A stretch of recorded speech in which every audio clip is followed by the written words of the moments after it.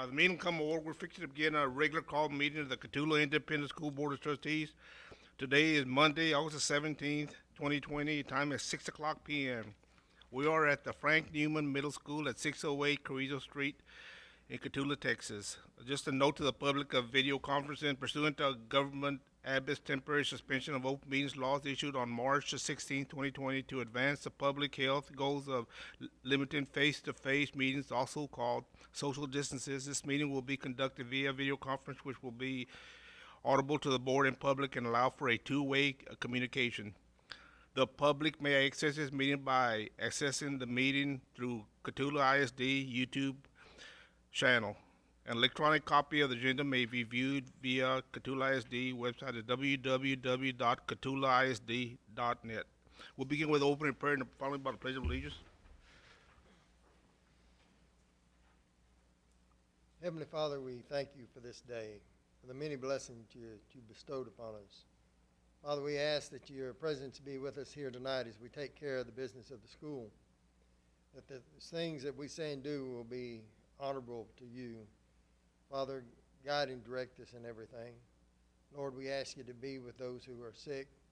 We ask you to have your healing hand upon them. Watch over our teachers and our students. Keep everybody healthy, Lord. Guide and direct us tonight and keep everyone safe as they leave this place tonight and they go home. In Jesus' name we pray. Amen. Amen.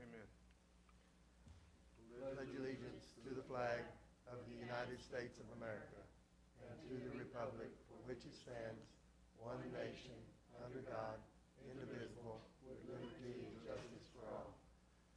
Honor the Texas flag. I pledge allegiance to thee, Texas, one state, under God, one indivisible.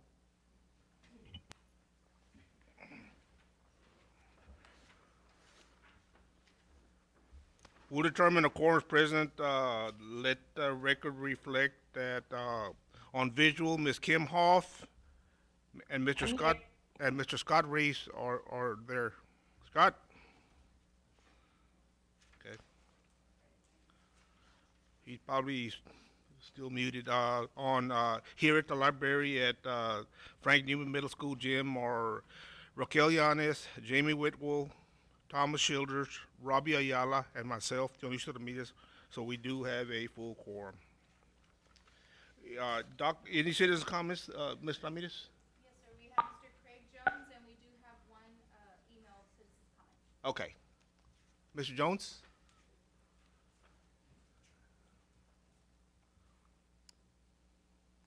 Dear Board, thank you for letting me come and speak tonight. I've known many of you for many years. I've worked with some of you or your family, coached you or your kids, or had your child or grandchild with me in school. All the years that I've been here, I've never once asked to speak in front of the board, but after weighing over this for many months, I feel in my heart I must voice my concerns to the board. These concerns not only weigh over this school district, but also the community and outside the community. Today, I want to talk to the board about the decisions you'll be having to make in the coming weeks that will not only affect our students, but also our staff and our community. Today, with all the things that are going on with the pandemic in the world, the United States, Texas, and in our small community, the choices that are being made by our leaders are affecting the lives of everyone. The board's decisions in the future will affect the lives of this community and our small school district. I'm coming before you today because I'm asking you as leaders of our school district to do as you've done from the beginning of this pandemic and put the safety of our students, staff, and our community first, and along with that, the academic education of the students. One of the decisions that you will be making that will affect students, staff's safety, and receiving a quality education is about extracurricular activities and how and if they will be allowed this school year. I believe all of you understand this pandemic is real, and it doesn't pick or choose whose lives it may take or leave everlasting medical conditions on, or who gets infected or family members that the virus decides to take from us. Everyone is at risk. I see in many places people that do not respect the virus. Those people not only put themselves in danger, but also put in danger the lives of others that they're around. Many people that I've talked to outside this county, I've bragged about how well that we have made good decisions and kept this virus out of this county. But when everything opened back up, we let it creep in, and it has had deadly effects as a result. We have again taken steps to look out for the safety of our students, staff, and community to try and get rid of this virus and do our part in helping the United States get back on its feet. We have put in place a plan in our school so far to keep these students socially distanced while receiving an education both away from school for the moment and then in the near future back in school socially distanced and masked up. To keep this vital social distancing, masking up, and everyone safe, every aspect of school must adhere to the social distancing requirements at all times. Failure to maintain this would place all of our students, staff, and community in an extremely risky situation and spread the virus and undo what this community has accomplished once again. As many of you know, I have a senior in high school this year that loves extracurricular activities. And if you really know me, you know that I love all the extracurricular activities too. But as much as I love them, they're not more important to me than the life of one person in this community. I think if you ask my son, I believe in my heart, he would agree with me. As much as I want to see him and all those other kids I love compete in all those extracurricular activities, it's not worth risking the life of one person in this community. As safe as these coaches or teachers for all sports or band or many other extracurricular activities we have are trying to be, it is impossible to safely social distance and keep these students safe from one another in these extracurricular activities. More importantly, and a major concern, is the inability to properly social distance with other communities that students and coaches would be making contact with and competing against. As hard as I know these coaches and teachers would try, it's an impossible task to place on them to keep our kids safe, our staff safe, and our community safe. It's not that they wouldn't try, because I have admiration for all the coaches, band teachers, ag, and all the other extracurricular activities, coaches and teachers in our community. All those individuals put forth the effort they need to do, but they're being asked to do the impossible. I can't speak for all the coaches, staff, and teachers I respect, but while many of them love what they're doing, I'm sure they're also worried about risking their lives and their families' lives unnecessarily during this pandemic. I believe that if they had a choice, they would do the safe thing, but some of them may not be able to have a cut in pay at this time and sit out the season until the pandemic passes. So they're left with the choice of taking an unnecessary risk. UIL is a business, and they are not really worried about the health of our students, staff, and community. By approving students to not social distance appropriately and require face coverings throughout the time they are at school or at an event demonstrates this. All they are concerned about is making money they need using kids to continue their business. When we allow students to go out and compete against these other students in other communities, we are also exposing them to unnecessary risk of catching the virus and bringing it back into our community. Many of our students may catch it and not have any underlying symptoms and may be fine and bring it back into the school. They may pass it on to others that may not be fine or bring it to their families or other people that show these underlying conditions that can cause severe medical conditions and even death. Many members of our community and teachers already have these pre-existing conditions that, if exposed, could cause serious medical conditions or death, on top of all the medical expenses it could cause to try and save their lives. They are relying on leadership to help keep them as safe as possible, not only at home, but also at work. Along with students, you have coaches, teachers, and staff members that, when the students come back, could be exposed to the virus unintentionally, as they did family members, putting our staff at great risk. We need all staff in our small district to function effectively in our school for our students to receive a quality education. The loss of one person could affect as many as 100 students. Among all these sad situations, also think of the emotional side of a student that could unknowingly bring this virus back to one of their family members who could get severely sick or even die. Now the student has to live with knowing they unintentionally and unnecessarily brought this to someone they love dearly, and they have to live with that the rest of their lives. Why place students, staff, and families in that position after a game or competition? It's not worth all the emotional stress that could be placed on students and teachers at school each day after a game or competition. This board and Dr. Seals have been very generous and fair to everybody that works in this school district, whether they are full-time or part-time, by providing job security. I believe that everyone is very grateful for that, as well as myself. But what I ask you, even more than job security, is to look out for the safety of our students, staff, and community by not allowing extracurricular activities to begin until this virus is under control and our surrounding communities are safe to compete against or safe to enter. We have professional sports in our country with all the money that they have and the ability they possess to test individuals daily cannot safely have an environment that will keep the virus out. The only shown success is by creating a bubble and constant testing and isolation of these athletes to allow them to compete. As a small community, we don't have access to all those things to help conduct these events and activities safely. These students will go home to their families every night. So why consider allowing this virus to spread through our community by competing against other community students when we know that it's not safe for our students, staff, and our community? The United States continues to let this virus spread while other countries have been able to get it under control, and the difference between us and these countries is our lack of patience and commitment to one another. Patience is not one of my strengths, I will admit, but for this pandemic virus, patience has been a priority for me. Making sure that the people that I care for, both family, friends, and coworkers, and soon our students, are safe and remain safe.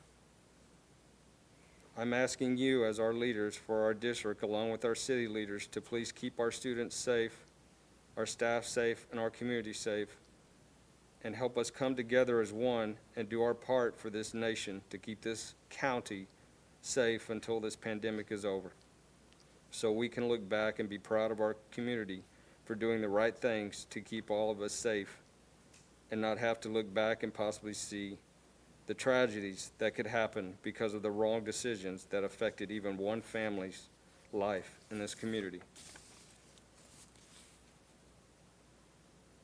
I myself lose out either way because I won't get to watch my son play his final year with all his friends.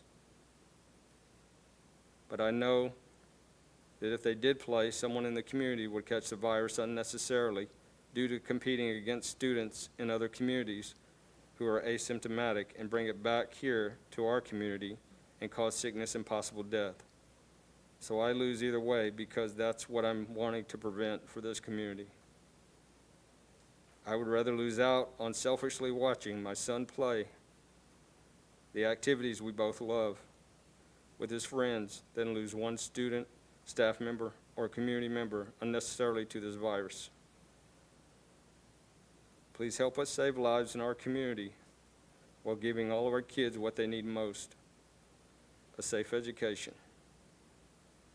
I want to thank you for allowing me to speak tonight and share my concerns about the safety of our students, staff, and our community, and pray for you to guide us during this difficult time. God bless and stay safe.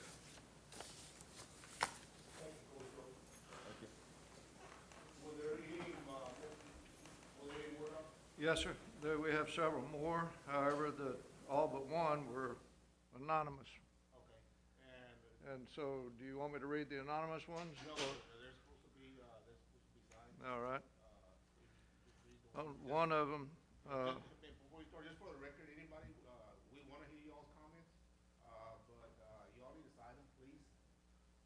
We don't, if we get into that on anonymous, we'll be here all, all night long.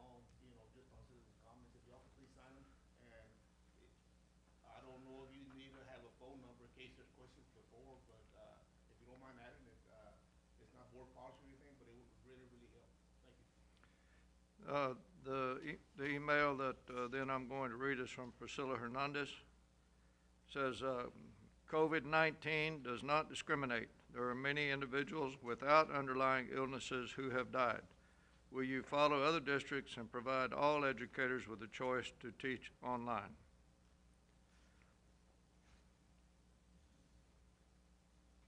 Is that all, Doctor? Yes, sir. Thank you all for your comments. Board does not engage, in discussion with speaker during any items, agenda items, or, during his comments, but we receive information only. Thank you all again for your comments. If there's no objection to the board, we're gonna do, item B, appraisal district report, and also, consideration to approve the LaSalle County Appraisal District budget for 2021. Joining us on, virtual is gonna be, our chief appraiser, Martin Rial. If you have any if you don't mind giving a brief, summary of our budget, Mr. Rial, and all, and when you get done, any questions the board may have, I understand that the conversation we've had, that this does not have to be approved tonight, but, it would, but if the board feels like, that's the direction I wanna go, we will move on. Rial? Okay. Yes, members of the board, Mr. President, Mr. Chairman, for the record, Martin Villarreal. I am the Chief Appraiser for LaSalle County Appraisal District, as well as the Webb County Appraisal District. To go over the budget real quick, or before I go over the budget real quick, I just want to advise the board that I did send a letter to the president and to the chairman in regards to a public hearing that will be held on Wednesday, August the 26th, 2020 at 1:30 via GoToMeeting, specifically on the budget. Now, briefly, just to kind of go over what's happening with the budget, I am proposing a $1,781,530,000 budget, which is basically a 1.6% increase over last year's budget.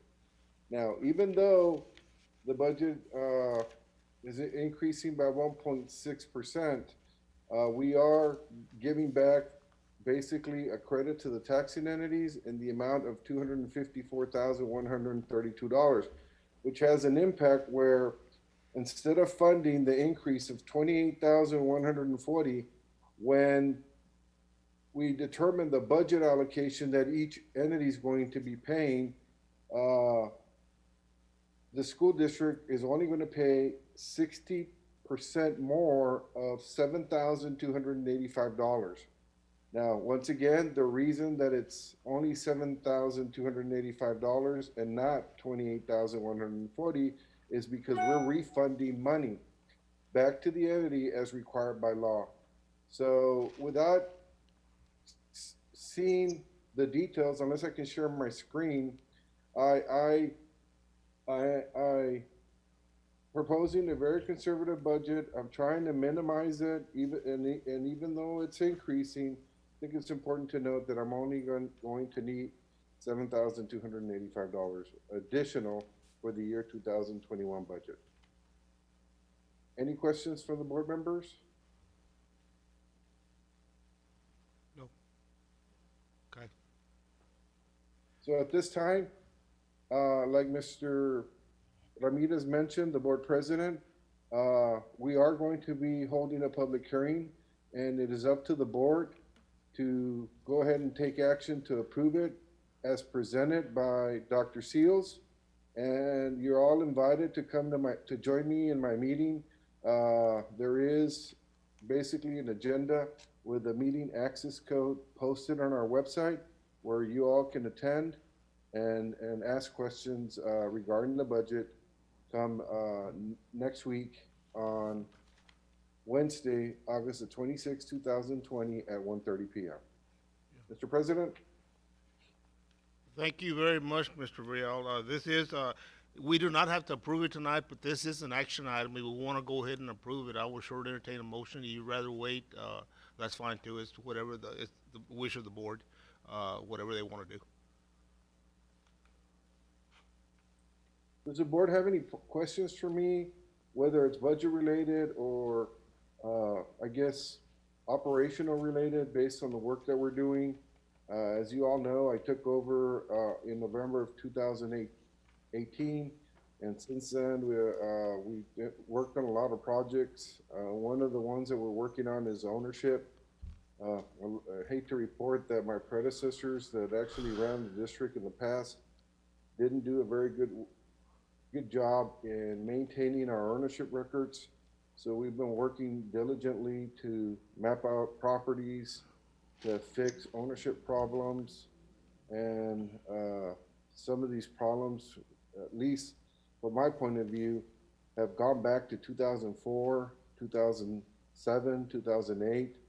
And we're actually having to do chain of titles from the beginning or from inception to the present to identify ownerships and get them corrected. Now we're in the front end of the project, but that's one of my main focuses that we're going to be working on between now and probably the next couple of years, because the problem is a big problem in the sense that, as you all can imagine, when you don't do the ownership changes going back to 2004, and you're developing a chain of title and you're correcting an ownership to, let's say, a deed that was filed today, you got to develop the history on those records. And what we're finding is that we're having to go back and develop those chain of titles. And we've been pretty busy working on that. On that respect, there's been a lot of taxpayers that have been pleased with the work that we've been doing. Now, if you all hear anything else that is contrary to what I'm saying, have that person give me a call. Have them come visit our office or come by and visit with me or with any of the staff, and we'll go ahead and address their situation and get the records corrected as needed. Mr. Villarreal, this is Thomas Childers. Yes. How much was the increase again from over last year's, please? Okay. Can you repeat the question, Mr. Childers? What is the increase over last year's budget? How much was it? Yeah, the increase is 28,140, Mr. Childers. 28,140, which represents a 1.60% increase. However, just note that after I apply the credits, that increase only represents $7,285. And the school district will be responsible for about 63% of that total once we determine the funding allocation that pertains to each of the Texan entities, which is based on a prorated amount of the tax levies that each of the entities collect. Okay. Mr. Villarreal, this is Jamie Whitwell. How are you? Hi, Mrs. Whitwell. I'm doing fine. I think y'all are doing a great job and doing great work for our district. I had some questions about a month or so ago that I filtered through our financial officer, Mr. Vela, and I still am not quite sure I understand. We have a credit of $254,000, you said, from last year. That is correct.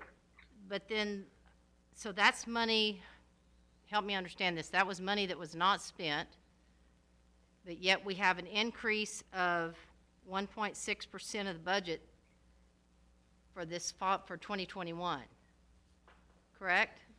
Yeah, that is correct, Mrs. Whitwell.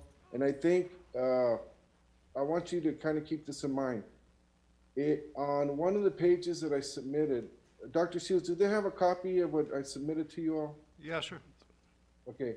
If you go to the budget allocation that's located on page 4 of my proposed budget,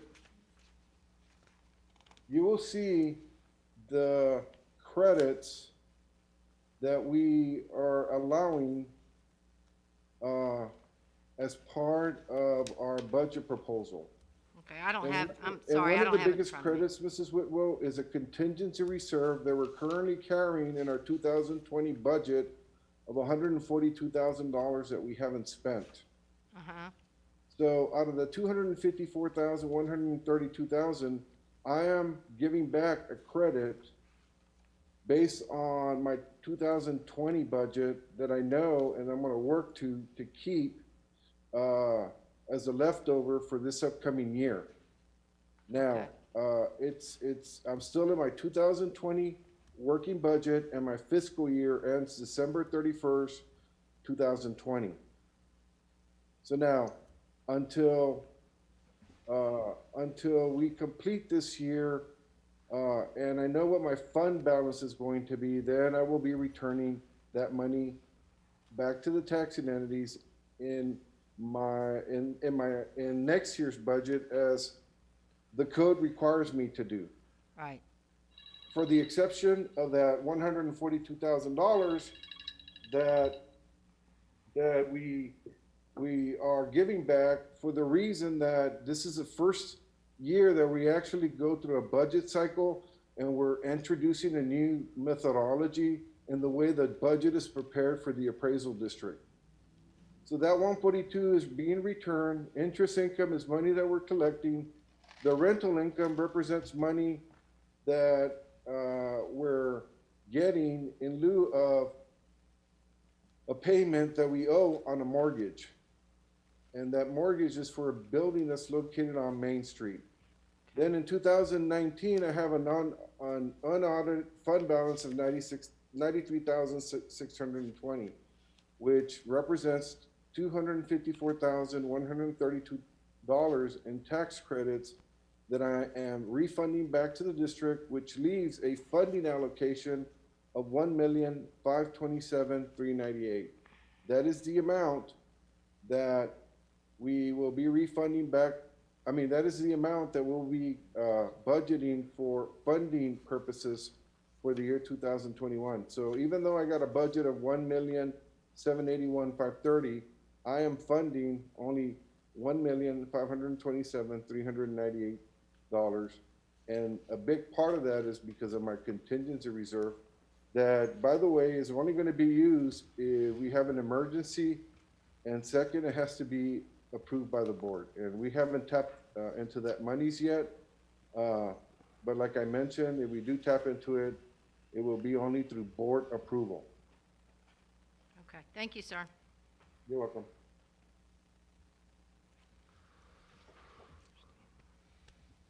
Dr. Seals, are you good with it? With the budget as it presented?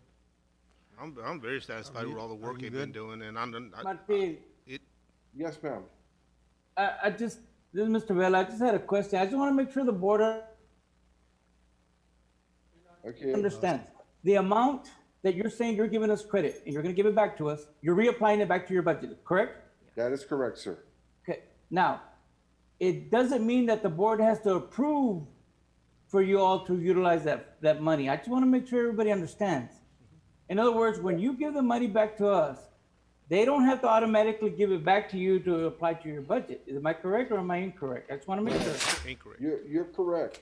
That credit is basically funds that I'm holding back because it's a fund balance, and under the code, those credits that are left over, I have to return them back to the entity as a credit based on the following year's budget process.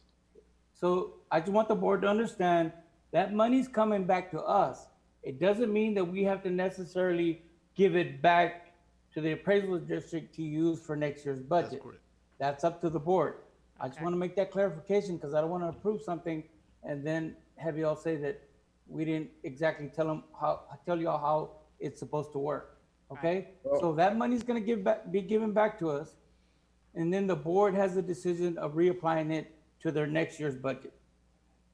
Well, okay, based on the code, Mr. Vela, it has to be given back as a credit. So, To the school district, I understand. yeah, as a board, for the board of directors from the appraisal district, they don't have a choice but to return it back. Unless we decide as a board to appropriate those funds for a different use.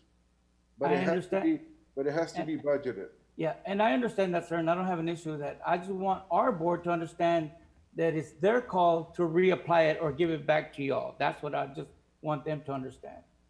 Okay, Your board will make a decision to give it back to us, correct? right, and then Because it comes back as a credit. There's no Okay, and then exchange our, of and then checks. our board has to make a decision if they want to take that as a credit, correct? Not really, No, because it's there as a credit. I mean, we've argued this already. uh, Don't have to. and maybe correct, I don't understand your question, Mr. Vela. Well, we're making it seem like we're gonna pay less. I just don't want the board to think that we're gonna pay less. You're giving it to us as a credit, but that's money we already gave you. So instead of it being refunded back to us and then us holding it, we're actually gonna just get a credit and you're taking it off the top of your Right. budget. For So my they need to budget. so they need to understand that they approved this, they're approving giving that money back to you guys along with the increase itself. So, Mr. Vela, this is Kim Hoff. Basically what you're saying is if we approve this budget tonight, then it's going to be, he's saying that his budget with that credit is going to be 1.5 and some odd change. And if we chose to keep the credit and we wanted to approve, keep those leftover funds from this year's budget, and we still wanted to approve his recommended budget, then basically we'd be approving a $1.7 million budget, correct? Yes, and we're still gonna pay the money. It's just that Right. it's kind of like they're giving it back to us and we're giving it back to them instead of approving it. I just Yeah. want the board to understand that. I don't have any issue with it. I just want the board to understand so we can approve it and say, okay, now we understand it.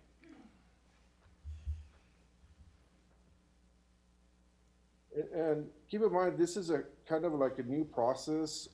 This is a process that I've been using at Webb, and I know that most other CADs follow, and I'm sorry, county appraisal districts, because there is a statute that basically requires us to refund those monies as a credit as we go through this budget process, unless those funds are allocated within my budget to use otherwise. Thank you, everybody. Any further questions?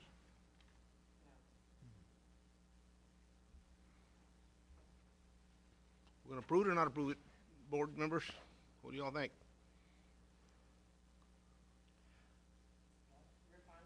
I'm fine with it myself, the way I understand it. Well, I'll sure entertain a motion for it. I move we Mr. approve. President, I move, this is Kim Hoff. I move that we approve the LaSalle County Appraisal District proposed year 2021 budget as presented.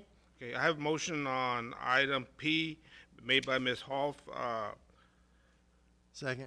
seconded by Ms. Childers. Any discussion? All in favor, motion say aye. Aye. All opposed, same sign, motion carries. Thank you, Mr. Vela. Mr. Brial? Thank you, Mr. Burrell. Thank you, board members, and just a comment on COVID-19, stay safe, be careful. I think our positivity rate in Webb is like at 38%, 40%, which means that out of 10 people, 4 have COVID-19. So I wish that everybody stay safe, stay healthy, and if there's anything I could do for you all, feel free to give me a call, either in LaSalle or in Webb County, or stop by my office. Thank you, board members. Thank you. We'll move on to item G, discussion and possible action to open school to in-person instructions. Dr. Shields? Thank you. We have with us the newly contracted county health doctor, Dr. Roth. We have Daniel Mendez, the emergency manager, and we have Nurse Ayala. And so thank you all for being with us today.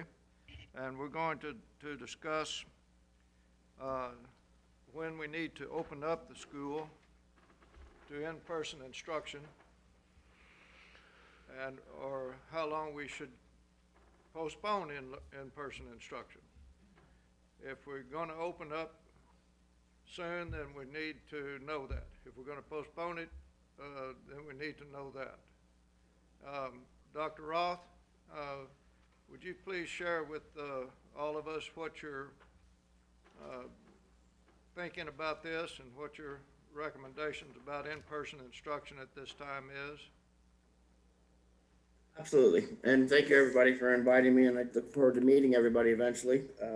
I am brand new in the role of Regional Health Authority for LaSalle County as of August 1st, and still transitioning from my old job into this newer role. So the answer is there is no answer. I can provide some options and some opinions and pseudo expertise. However, you all live in the same world I do, and you know what's going on in the news, which is everybody is doing things differently. There's, just as well as I do, that there are many different types of processes that are set up. There's remote learning, there's hybrid, there's totally in school. Some schools are having a combination of those. Some schools are allowing the parents to decide how they want to have their children educated for at least the first quarter of this year. The number one thing that we have to keep in mind, obviously, is the safety of the children. And there's really no good answer on that. What we know is so far is that children are usually, and I say usually, not as severely affected with this virus as adults are. That has changed recently over the past couple of weeks, and I do mean about 2 weeks, in that some of the major centers, some of the major medical centers are seeing an increase in sick children. But it seems to be related to in the same percentage, but just a general increase because more children are being tested positive. Without getting too much into the medicine about it, it's not actually the virus that hurts us. The virus causes the cold symptoms that we get, but what really hurts us when people get really sick and people die, it's not the virus, it's the body's response to the virus, just as it is with sepsis. It's the body's response to bacteria. So our immune systems just basically go into severe overdrive and just shut everything down. And that's why people with these illnesses decompensate very quickly. Danny can tell you, he'll go to see somebody, he'll get called to a house for somebody being short of breath, and they look fine, their oxygen saturations are fine, and then 12 hours later they're not so fine. So this is a thing that we didn't realize in the beginning on how this virus kills people. But that said, it is what it is. And what I want to stress is that, we know now what we know now. What we know now is completely different than what we knew on April 15th, almost completely different. And from watching Dr. Fauci on the news and other experts, they will flip-flop and they will change their minds, as I did too, as we've gone along through this process. So going back to the safety of the children, there are many things to consider other than will they go to school and get the virus. Safety comes in many forms. Safety comes in forms of preventing abuse. There are some very reliable studies now that show that children are safer when they go to school. There has been a significant increase in home abuse, and there has been a drastic decrease in reporting of abuse because teachers do approximately 20% of that reporting. If the teachers aren't seeing the children, the teachers aren't seeing the effects of the abuse. So my point is that, and I'll stick with the medicine, but the school board obviously understands that this is multifactorial and has many spokes to it other than just getting the virus. There are concerns, and the gentleman that spoke first brought up concerns about infecting teachers and infecting family members.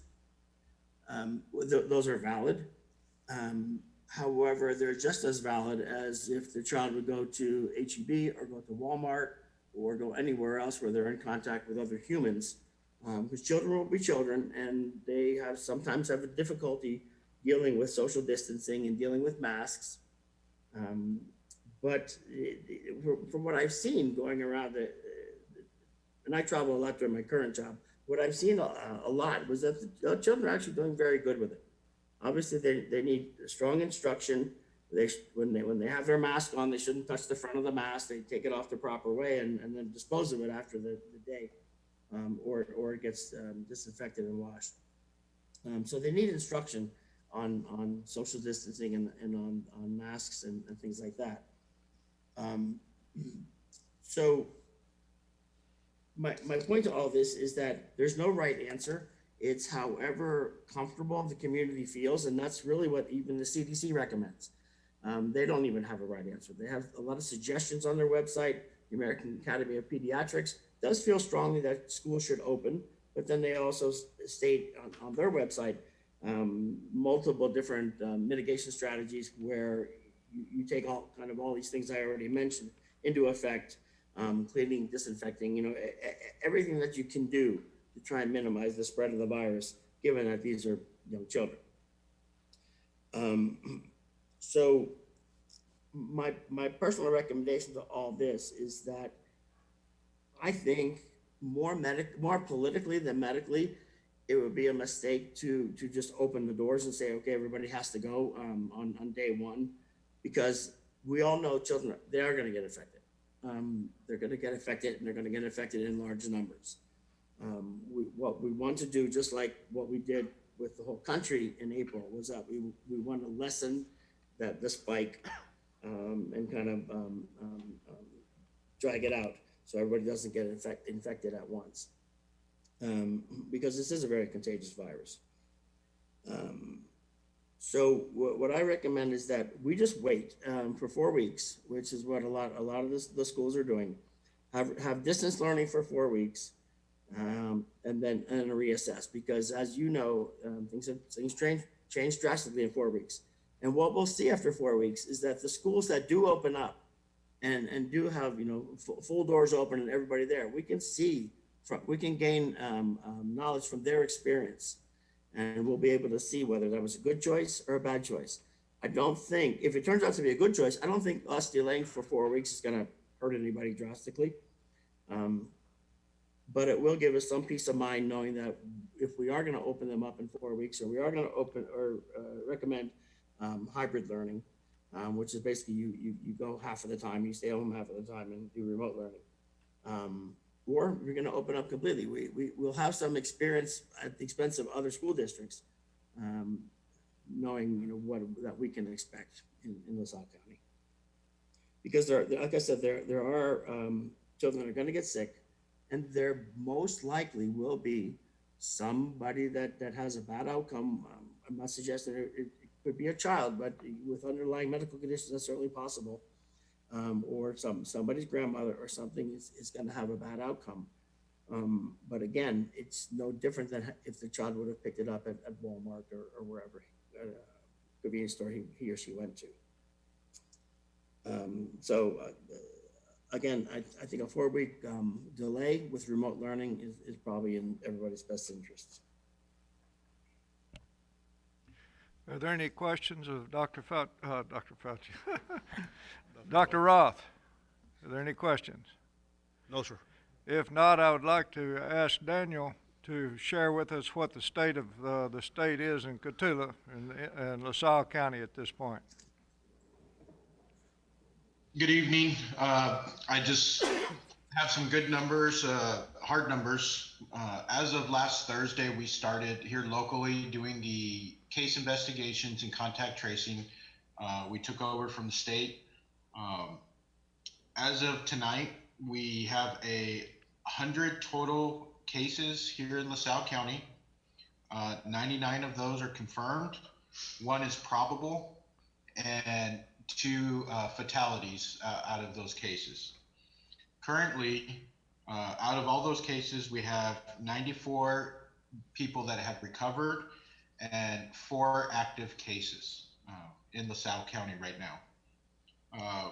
Some other interesting numbers, on August 11th, so 6 days ago, the positivity rate in the state of Texas was 24.5%. Today, it's at 11.87%. So it's gone down significantly in 6 days. Also, in the region, we get a daily update from the hospitals, and we are starting to see a downward trend on COVID positive patients inside the hospitals, and the stress going down on our local hospitals between Frio and up in the San Antonio area. And we're starting to see somewhat of a decline. But that decline, in my mind, is because of the measures that have been taken, implementing social distancing, trying to keep people at home, and so forth. So that's the data as of this evening. Daily, I'll have this data that we can put out and keep everyone updated. And really, that's all I have at this point. Daniel, can you, there have been 5 deaths total, correct? The Regional Medical Operations Center is reporting 5 total. As of last Thursday, when we took over, we have only gotten to 2. I explained earlier to Dr. Seals, we are doing a lot of backtrack investigations that the state hadn't got to yet. So over the next week, we will definitely get to the other 3 fatalities. And according to the state numbers, we'll also have additional cases that we will be investigating. But that is we've only processed that many since last Thursday.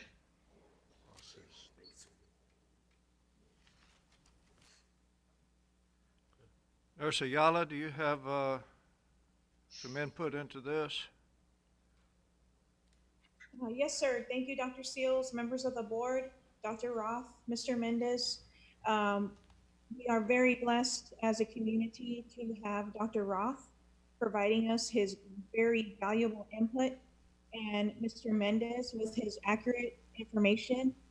CDC does recommend that when schools are deciding to reopen, they should very much consider the input of the local health authorities.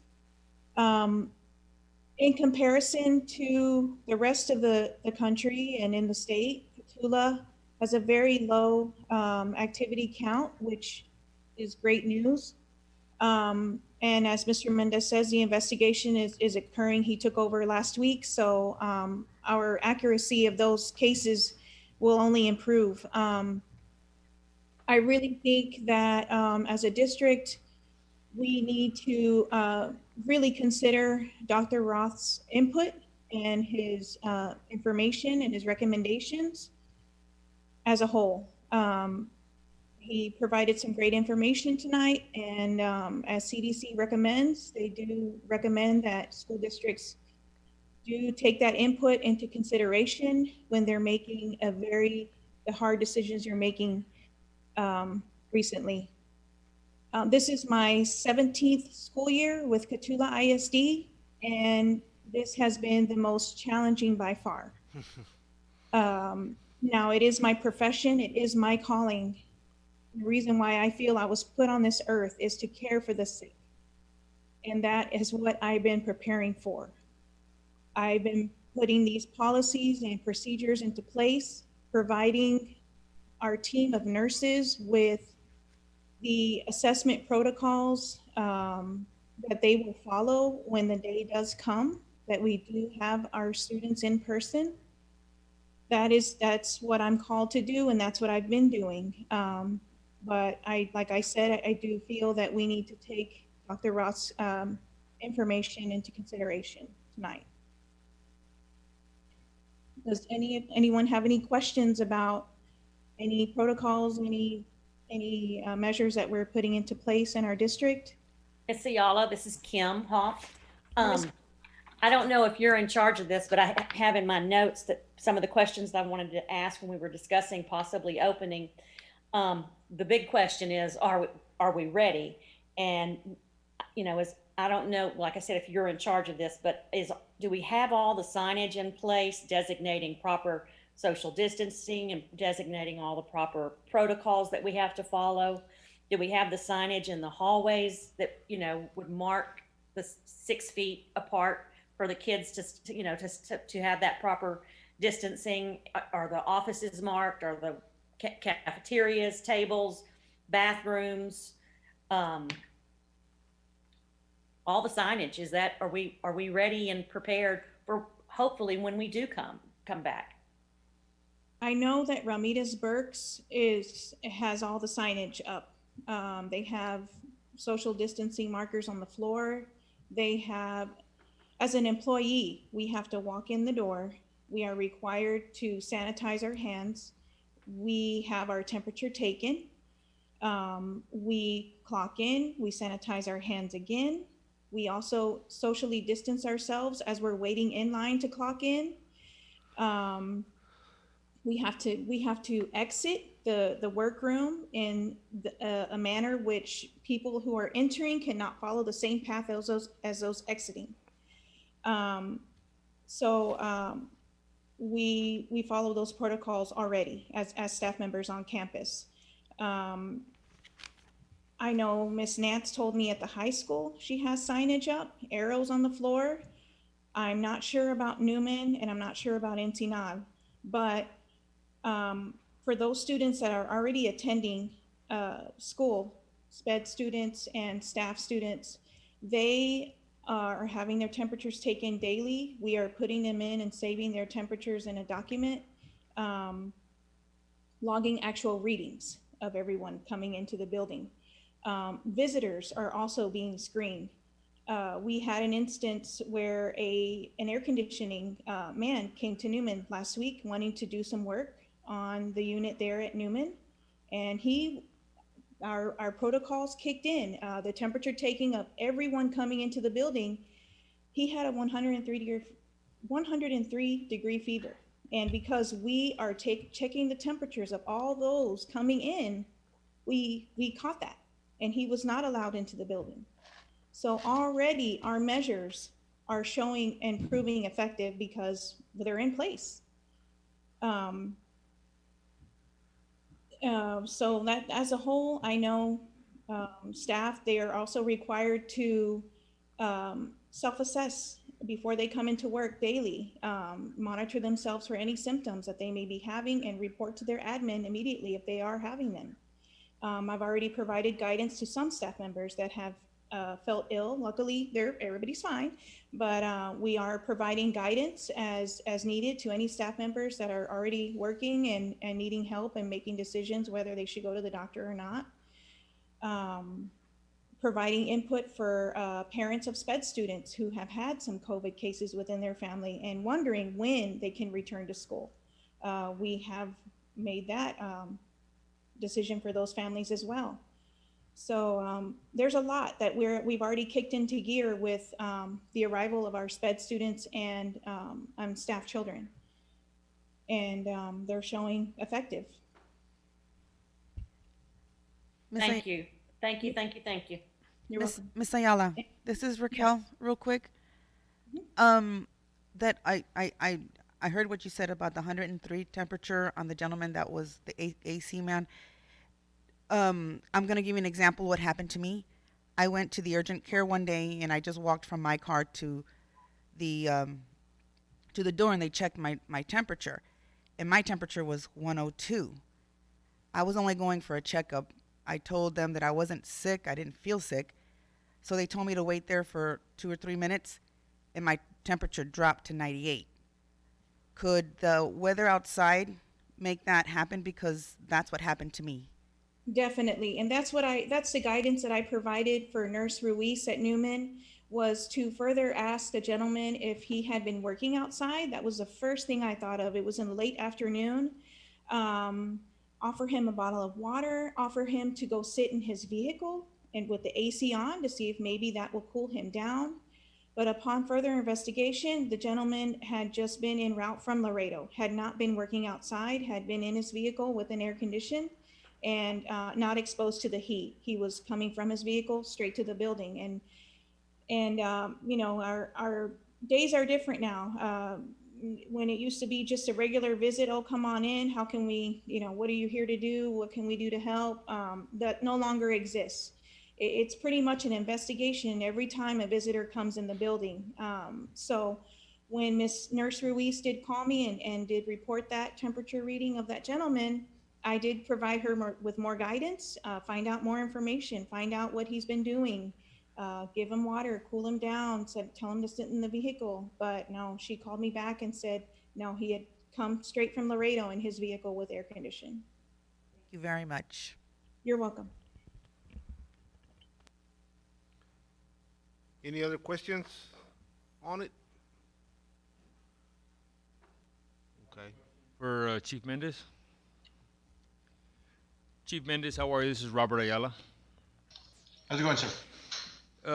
Without violating any HIPAA laws, on that 99 cases, could you confirm, is that excluding the TDC prison unit? That does not include any of the TDCJ count. That count is 266 cases at that facility right now. But those numbers I gave earlier do not include any of that from TDCJ. That is just within our community. Wow. Thank you, sir. Mr. Mendez, this is Kim Hoff. The 266, does that include employees or just the inmates?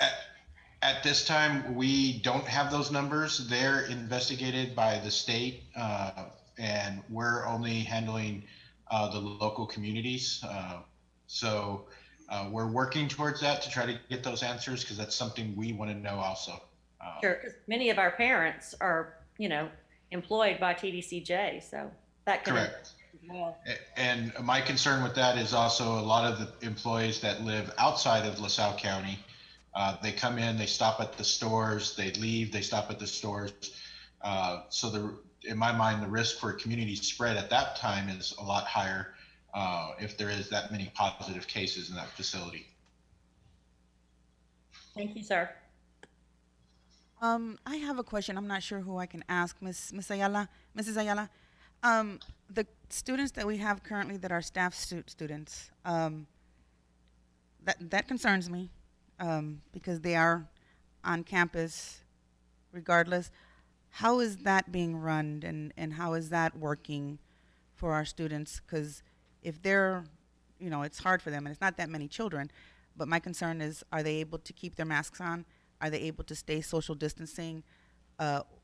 Because I don't want to use our own staff children to be able to figure out if this is going to work or not. If you can help me with that, how is it working in all campuses? Because the only campus I asked last week was for high school, and I didn't hear from any other districts, any other campuses. Well, thank you for your question, Ms. Nunez. So far, it has gone well. Like I did say earlier, we are checking the temperatures of every student as they arrive in the morning. We are documenting their actual reading. At Ramirez Works, I have noticed that, and Ms. Perkins did ask me to go and check the rooms that the children will be in for the daycare. And the tables and desks that they do sit in are socially distanced. For those grade levels that are required to wear a mask, 3rd and up, they are wearing their mask. The lower grade levels, some do, some don't. They have, as far as I know, they have been able to maintain that social distance. When I walk by, I have been walking by, looking in the rooms periodically, and I do see that they are spacing themselves. We had a good question the other day. They were asking if they needed to wear their masks during their virtual PE classes, and we did recommend that they do wear their masks. However, if they do have some difficulty breathing with the activities, which are low maintenance activities that they're performing, so it's not of great concern, but we will provide them with the ability to remove their mask if needed and given time to recover. So far, so good with the students that are visiting the campus from staff's children. I have a question, and I'm not sure who can answer this. Maybe all of you can. Um, As a board, what can we look for as a good indicator as to when it'd be safe for us to open our schools? Is it a percentage of the infection rate in our community? What should we look for? What would be a good indicator?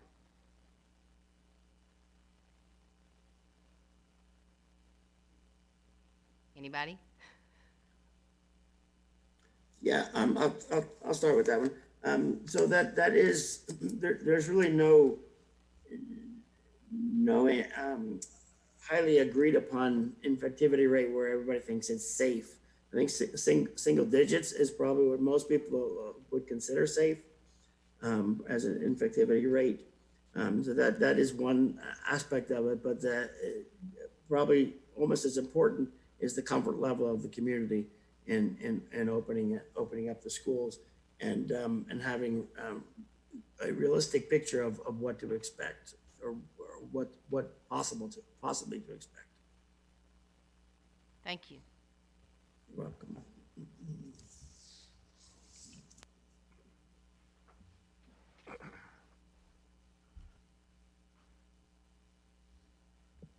Are we gonna, are we still discussing this, Mr. Armitas? As Yes. far as, are we, what kind, or what decision, or we just wanted their input and then we'll come back to it, or? Oh, it is an action item. Doc, What I was looking for was guidance about whether to open up sooner or maintain the 4 weeks remote. And the 4 weeks are coming up in, what, 3 more weeks? Yeah. And it probably, prudence would say, let's meet again before the end of the 4-week period to see what we've got, rather than trying to forecast what we're gonna have and make a decision now on that.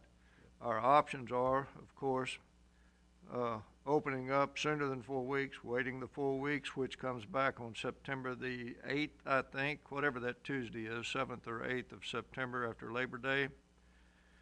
And the board can extend the remote learning an additional 4 weeks after that. Those are the options.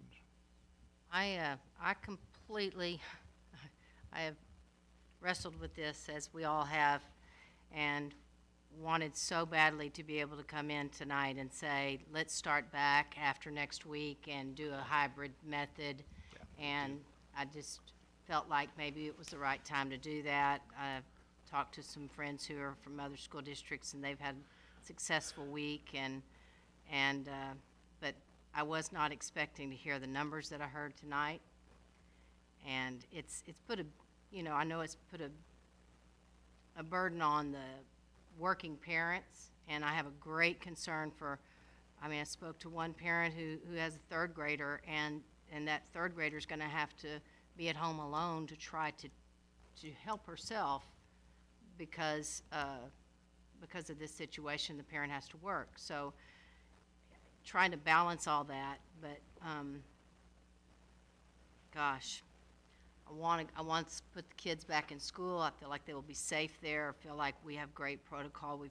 I have full and complete confidence in Nurse Ayala.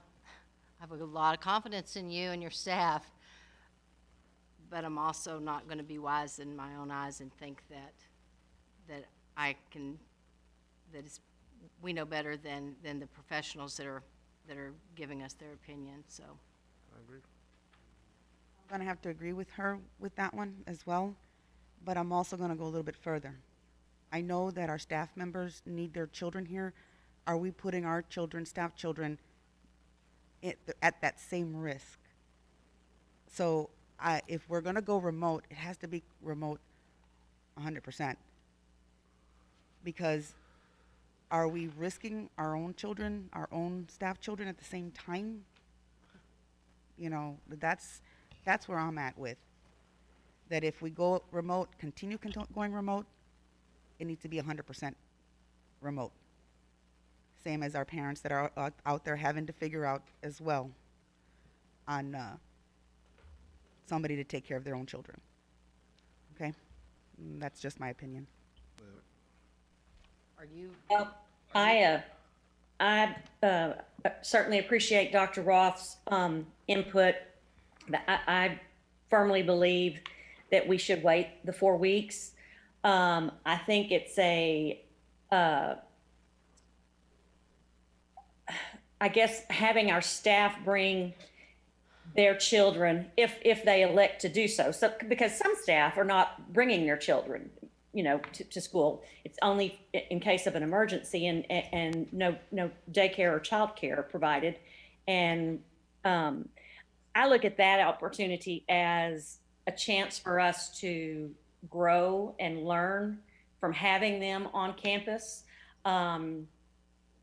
It's sort of like a soft opening, so we can see what kind of problems that we haven't considered when all the kids return. Also, we could possibly consider in a couple of weeks, maybe when we do open, do a soft opening and for pre-K, start with pre-K through third, since since the littles are the ones that can't be fully independent on their own with technology and so forth, and see what happens with that for a couple of weeks, and then maybe the option to do the hybrid. That's just my input, but I completely agree with the 4 weeks. But Raquel, I'm going to have to disagree with the part about not allowing staff to bring their kids. I think it's a chance for us to learn. Thank you, Kim.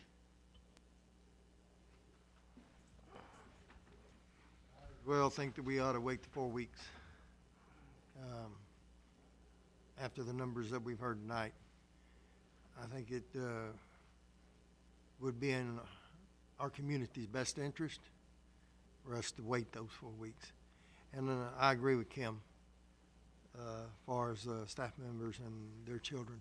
I think that what I've also heard tonight is that Nurse Ayala and all those who are working toward trying to keep our kids safe as well as we are, that they're putting these things in place. Everything's being put in place to the very best of our ability, of their ability, not necessarily ours, their ability. They're right there with them, doing everything they can to keep them safe.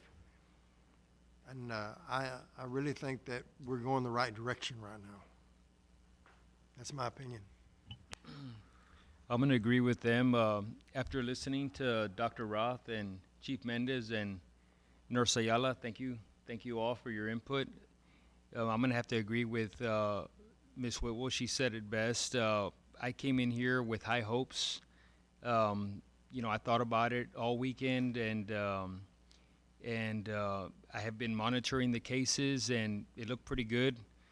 But after speaking with these very knowledgeable individuals that mean a lot to our district, I think we should wait and at least for now stick to the original plan, the 4 weeks, and just kind of play it by ear. And if we have to meet next Monday and the Monday after that, but I just feel that it's not worth the risk.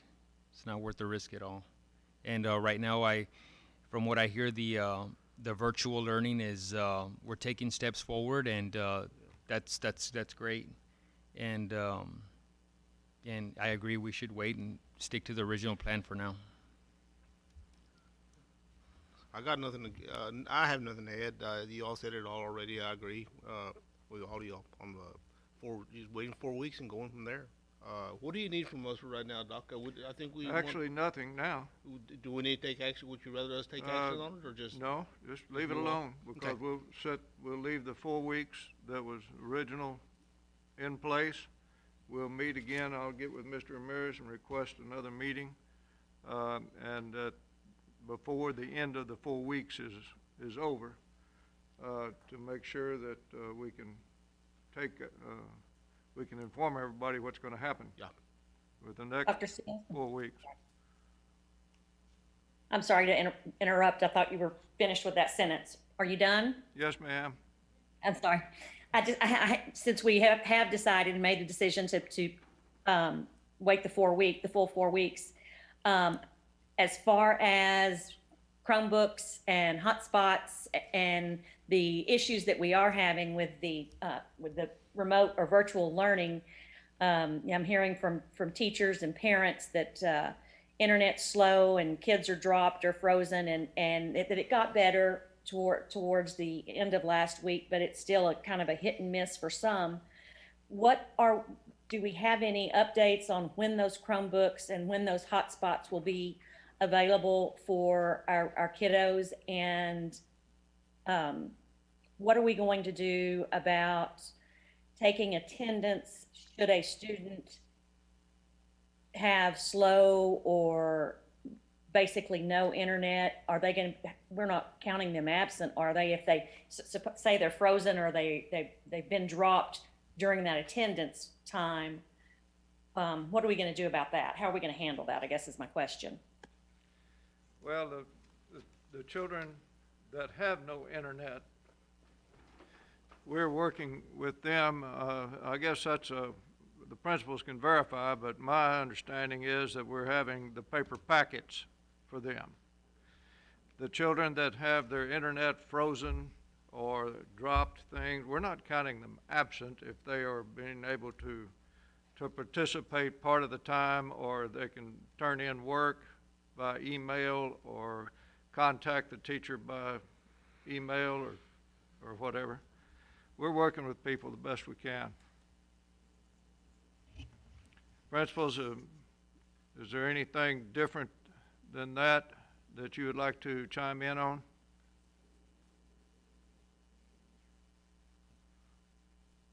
No.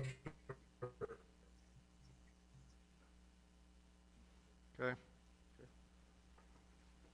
Any more questions? We'll move on. I would like, before we leave this, to personally thank Dr. Roth and Chief Mendez and Nurse Ayala for being part of our meeting and for their expertise and guidance tonight. Thank you all. Thank you.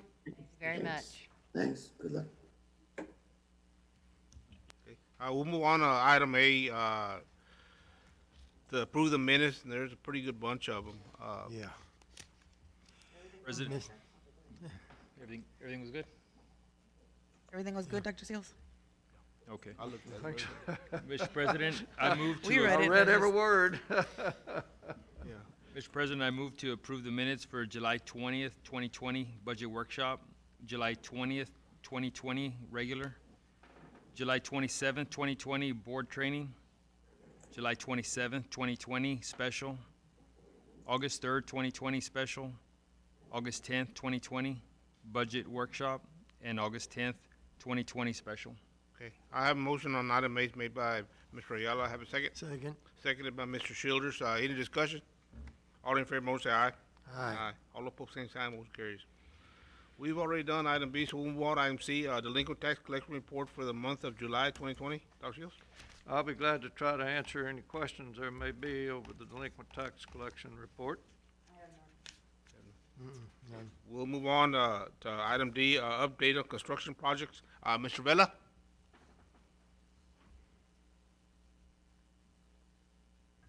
Mr. President, Dr. Seals, members of the board, in your packet, we got information from both Linedecker and Pfluger.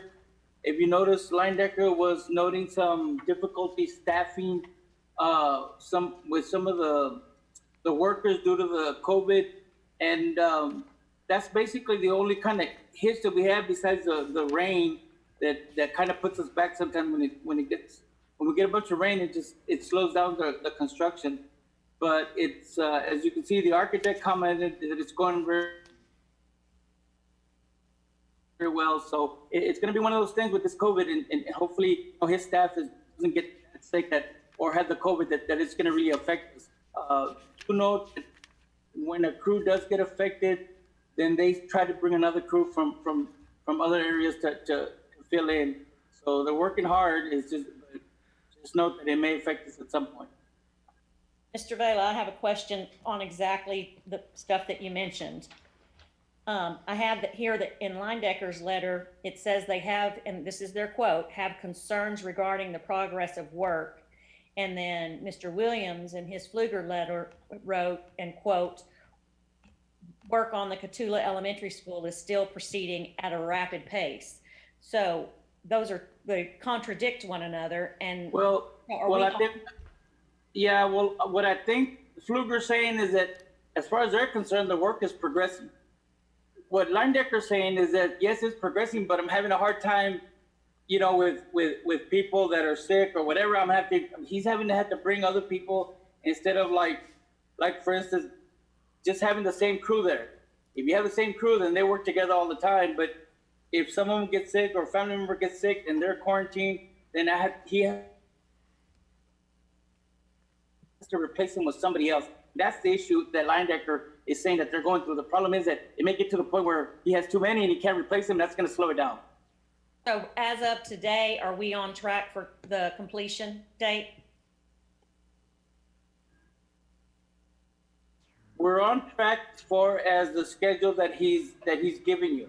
Okay, if what he stated in his letter does affect construction, they'll update the schedule and then give it to the board. Okay, so then at that point you'll know that it's going to get pushed back. Okay, thank you, sir.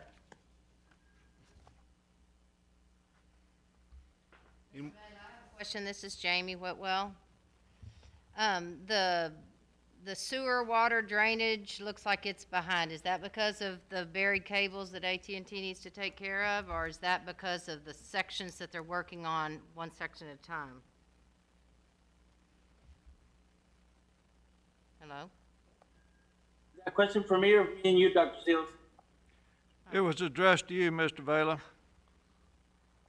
I couldn't hear it. Could you repeat it again, Jamie? I just said I was looking over this schedule, and I noticed that the sewer looked like it was far behind, and then I looked at the letter, and it said something about the buried cables and AT&T, and I was just wondering if that was the reason or if there was something else. Just curiosity more than anything.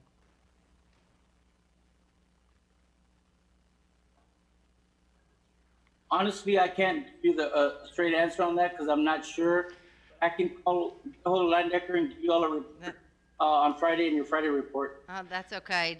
Dr. Seals, do you have any insight into that? If I understand your question correctly, there was a holdup with the movement of some buried cable from AT&T. Yeah. Finally, at long last, after I think 2 months of working on it, AT&T is working on that as we speak. They started, I think, last week on one day. Okay. So that's been a holdup in terms of the storm drainage. Then that answers my question. And because they couldn't put that storm drainage route along the side of Baylor until AT&T moved the line.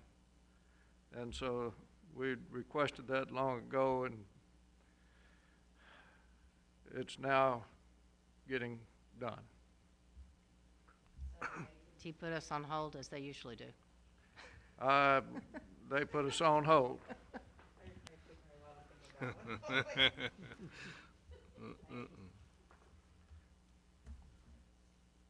Any more questions on this? Nope. We'll move on to item E, financial report for the month of July 2020. Anybody have questions for Mr. Vela on it? Thank you, Mr. Vela. Item F, curriculum instruction report. Ms. Heather Ramirez will be presenting that.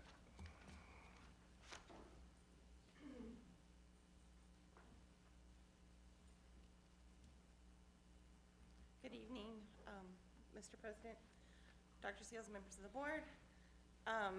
With your permission, Ms. Ramirez is going to help me to show you something on the screen up here. And actually, Jeanette, I don't know if you could even take it back to, or can you put it on our school website? So I don't know how many of you know, some of you who have taught before might be aware that what we use for our curriculum is the TEKS resource system. And so, oh, it's not automatically up, huh? Okay, can you make it big? So anyway, since we have gone remote, and since there might be parents at home that are wondering what it is we're teaching their kids, the TEKS resource system does have some resources. So actually, if you go under staff resources, and you're going to see the TEKS resource system down there a little ways. Click on it, please. Okay. And then this is where a teacher would log in. But if you look on the right-hand side, you're going to see where it says if you are a guest or a parent. So if you click on that link, you have to go ahead and hit continue. You can read the little disclaimer if you want. Continue again. And then it's going to take you into the actual TEKS resource system. So here, you've got the home button at the top. You have the standards over there on your left. Those are your TEKS, your standards. But the coolest place to go is at the tab on your middle left, parent resources, if you click on it. And then you can go to, there it is, search TCMPC components. And so right here, for all your grade levels, kinder all the way through 12th grade, and all of your core subjects, so English, math, science, and social studies, you can click on any one of these ones, even up to high school, that you like, and it'll show you. So, Jeanette, do 3rd grade, please. Let's do 3rd grade science. And then go to the bottom, and you're going to see on the left-hand side it says curriculum, and those are all the things you would have access to. The TEKS clarification document. I want to take you to the year at a glance, which is probably one of the easiest ones to read, and possibly the instructional focus document. So if you scroll down just a little bit, you're going to see there's the science 3rd grade. We call it a YAG. It's called the year at a glance. And so if you click on it, you have 6 weeks and 9 weeks, and we use 6 weeks grading periods.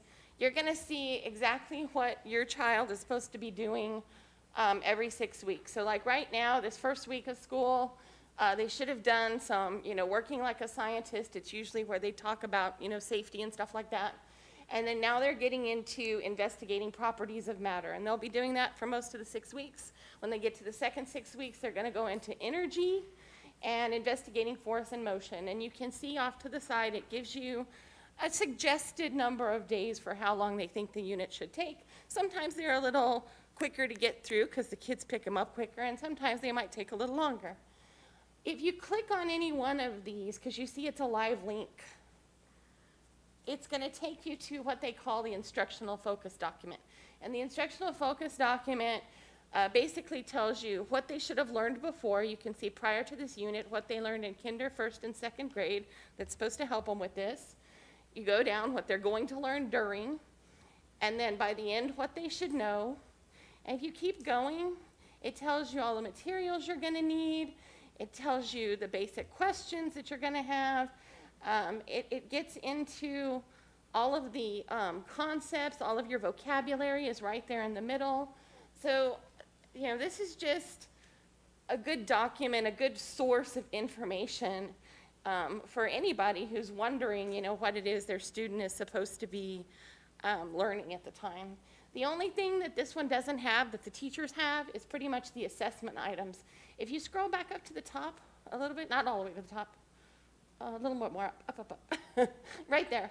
On your right-hand side, you're going to see where it says assessment information that is used by your child's teacher is not here. They're not going to show you what the assessment looks like because, well, the assessment is the test. So other than that piece, everything else is pretty much accessible to all of our parents. And so I just thought that it would be a good idea to show you guys and show any of the parents out there watching that might be interested to know where it is we get our guiding documents. Do you have any questions about the TEKS resource system? So what does TCMPC stand for? Oh my gosh, they changed it. It was Texas. Oh my God, it says at the top somewhere, I can't remember. They changed it a long time ago because before it was TCMPC, it was C-scope. But I forget what it's called. I'll look it up for you. Thank you. But I don't remember off the top of my head. I used to know it. Put me on the spot.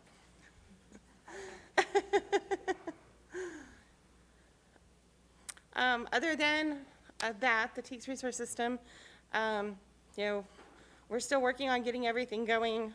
We have a lot of programs in this district, and we're trying to link them up through a one roster server, and we're still trying to work out some of the bugs. We've still got, you know, kids' information and stuff that we're kind of trying to get in there, but we're working on all of that. And then, well, your principals gave you their board reports. I reviewed them. I didn't know if you had any questions about those.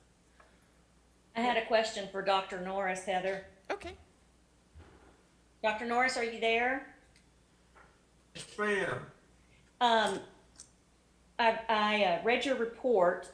First of all, let me just say to all the campuses, I loved seeing the teacher feedback on the first week of remote learning. That was very insightful. And then you mentioned that work is going on some AC units there at the high school. How many units do we have out, and are they getting repaired, and are teachers being impacted by the broken ACs? I mean, are they in any of those rooms? Yes, they are. And maintenance has been working on them. Some of the things that they're hamstrung on is getting parts. They order them, and there's a delay on getting them sent to us. It's not that they're not trying by any means. They're really being hamstrung by the delivery system more than anything. We have we've lost some compressors that on some of these units, and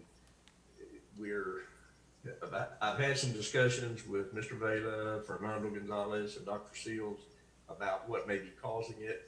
And there's kind of a consensus that it's not power surges that are getting us, because we have, surge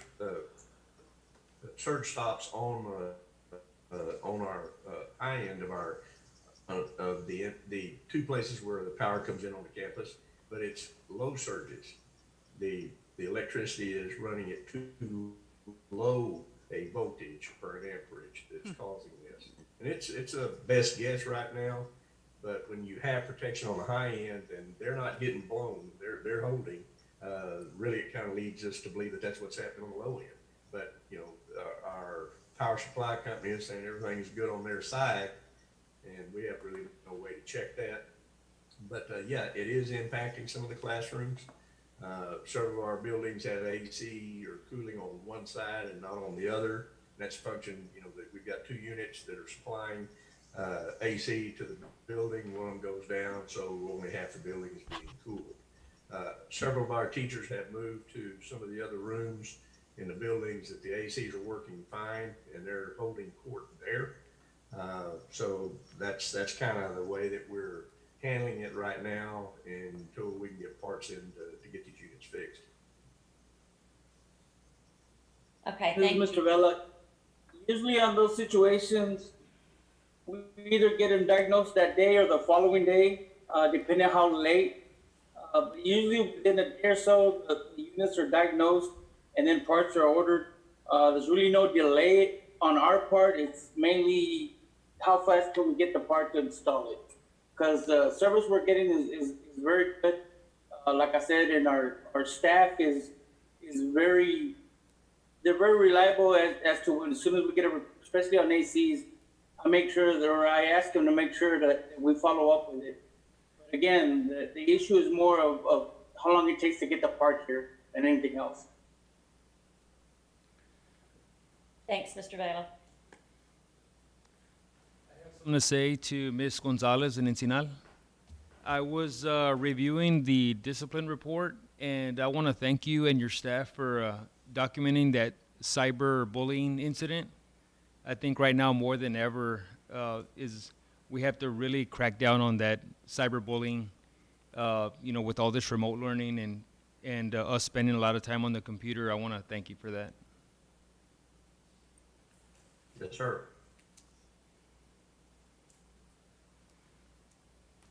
And by the way, my awesome instructional team helped me out. The TCMPC stands for Texas Curriculum Management Program Cooperative. TCMPC is easier. Any more questions for me or anything about instruction? Thank you, Heather. Thank you. There's no objection to the board. The time is 7:30 PM, and we're gonna take a short break.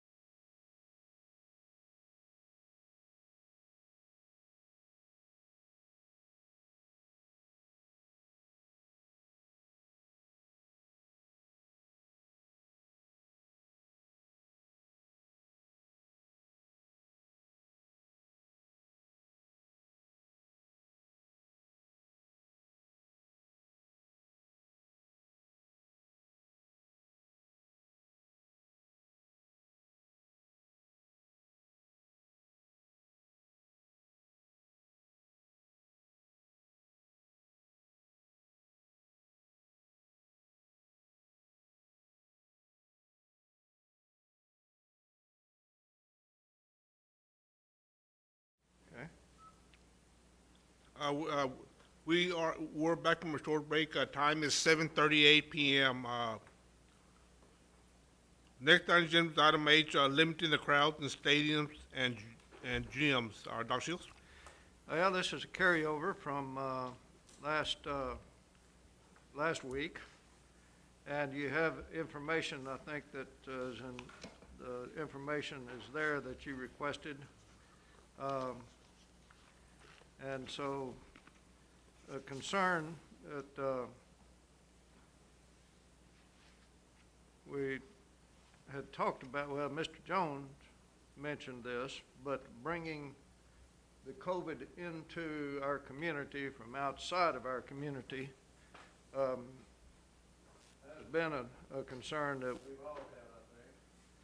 And that plus more people than our stadium can take the social distancing, attending games, volleyball, football, that type of thing. And football, you can make the case somewhat that, well, it's outside and it's, you know, the virus will go up into those zones or something. But in the gym, it's more, you're confined in your space. So I wanted to bring that back again and ask you what you thought. Dr. Seals, after Mr. Dr. Roth and Chief Mendez and Mrs. Ayala, you know, we had decided that there were so many numbers. I mean, if we're gonna stay remote those 4 weeks, continue those 4 weeks, we can revisit this again. But I feel, my opinion, not to start any kind of extracurricular activities. Oh, well, we won't until Yeah. we're back to in person. But in order to prepare Yes, for we the can prepare. eventuality is what we're Yes, kinda and to discussing. prepare, and I'm glad. I just had a question. The gym is bigger than the football field? Because it looked like home seating capacity is 360 in the school gym, and in the football field, it's 340? No, It's 588, ma'am. 589. What you're looking at is just one side of the field. You still have the visitor side. No, but it's saying gym info, high school. And then below it says football info. You know what I mean? That's the report from Coach Silva. Or Coach Silva, help. I'm here, ma'am. Yeah, That's the total seating on the gym info. That's all the seats that are there on the home side and then the visitor side. And football, what you see there, that's with the 6 foot distancing. That's not the whole capacity. That's just what oh, okay. they can fit there with the social distancing, ma'am. Okay, sir, thank you. Coach Yes, Silva, Yes, ma'am. it's Kim Hoff. Is Coach Garcia, is she online with us tonight? It said she was going to be. I'm not sure, ma'am. Okay. Have y'all? Yes, ma'am. I was just wondering, she probably knows that gym better than most. Do y'all have any ideas on any of this? I would like to get both of your input before we come to a decision. Coach Garcia, do you want to answer that part first on the gym? Yes, sir. Good evening, Dr. Sills and Board of Trustees. Ms. Hoff, I've looked at that gym, I don't know how many times since y'all's last meeting, counted seats. If we do the 6 foot social distancing, you would have 80 that could fit on the home side and 80 that can fit on the visitor side. And with that being said, with volleyball, with our numbers, we have 50. So if you give them 2 tickets for their parents, we're already over the capacity of 80. Did that answer your question? Yeah, that's really good information. So, Okay, Kim, let me just make a comment to that. That's assuming we allow everybody in at once. That's not taken into consideration. We could allow the freshmen to come in, the JV to come in, and then the varsity to come in. Yeah, I understand that. Don't confuse us, Mr. Vela. With that being said, Mr. Vela, the opposing team would be allowed to come in, freshman, JV, and varsity. Our teams normally go in at the same time. We could have those staggered, but it still would have the 3 teams from the opposing school. Unless we put them in the locker room. Well, I checked the locker rooms as well. We have 3 locker rooms. One is for the visiting team. And if we use the dressing rooms that we use, in our freshman dressing room, it's small. And let me check my numbers. I think you can only, with the 6-foot social distancing, you could have 8 players in there. We have a total of 20. In the varsity dressing room, which is the JV varsity dressing room, I believe I counted that you could have 13 if you social distance with the 6 feet. Correct me if I'm wrong on that, Coach Silva. You're right, Coach. I'm reading with you right here. You're right. I have a question. And I don't want everybody's mouth to drop thinking that I don't practice social distancing, but if they're going to be playing volleyball and they're going to be on the court, or football for that matter, and they're going to be on the field, obviously I don't think you can play either of those sports while practicing social distancing. So if they're not going to have to practice social distancing on the court or on the fields, then why are we concerned about the teams, I'm not talking about the fans, the teams practicing social distancing when they're in the gym or the locker rooms? Does that question make sense? Yes, ma'am. Ms. Hoff, it does. As a matter of fact, I spoke to a coach today from Natalia, and she mentioned what you just said. When the teams come in as a group, they have a designated spot in the bleachers for them to sit together because they can sit as a team because of what you just mentioned. So they're not social distancing on the bleachers, the kids. The team is not. Hopefully that helped. It did. It just, a light bulb went off and I'm like, why are we? Okay, thank you so much, Ms. Garcia. Yes, ma'am. Dr. Seals, I have a question. So these numbers that we have with the 6-foot social distancing, is there a way that we can lessen this? Well, before I ask that question, with this 6-foot social distancing, are we talking about wearing masks at these extracurricular activities? Are we going to require the spectators or the fans to be masking? Yes. They are? 100%. So if they're going to be masking, I guess that would have been a good question for Dr. Roth, but is there a way we can maybe just be a little bit more lenient, but require 100% masking during these extracurricular activities? You know, that would have been a good question for Dr. Roth and Chief Mendez and Nurse Ayala, but... Nurse Ayala's still on, it looks like. Is she? Nurse Ayala, could you hear that question?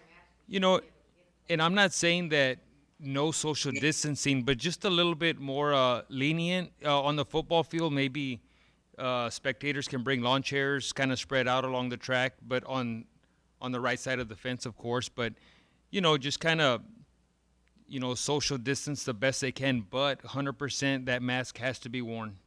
Well, the problem with letting people onto the track is there is no fence between the track and the football field. But between the fence, where the spectators, I mean, there's still plenty of room where they could, you know, bring a lawn chair and they're there at the game, you know, and Talking about along the curve after you... But yes, sir, but on, of course, the spectator side of the fence. Not on the Not track. on the track, no, sir. In the dirt. Yeah. They can bring some, get a few more in. I mean, it's something to think about, just to try to get some more fans in there and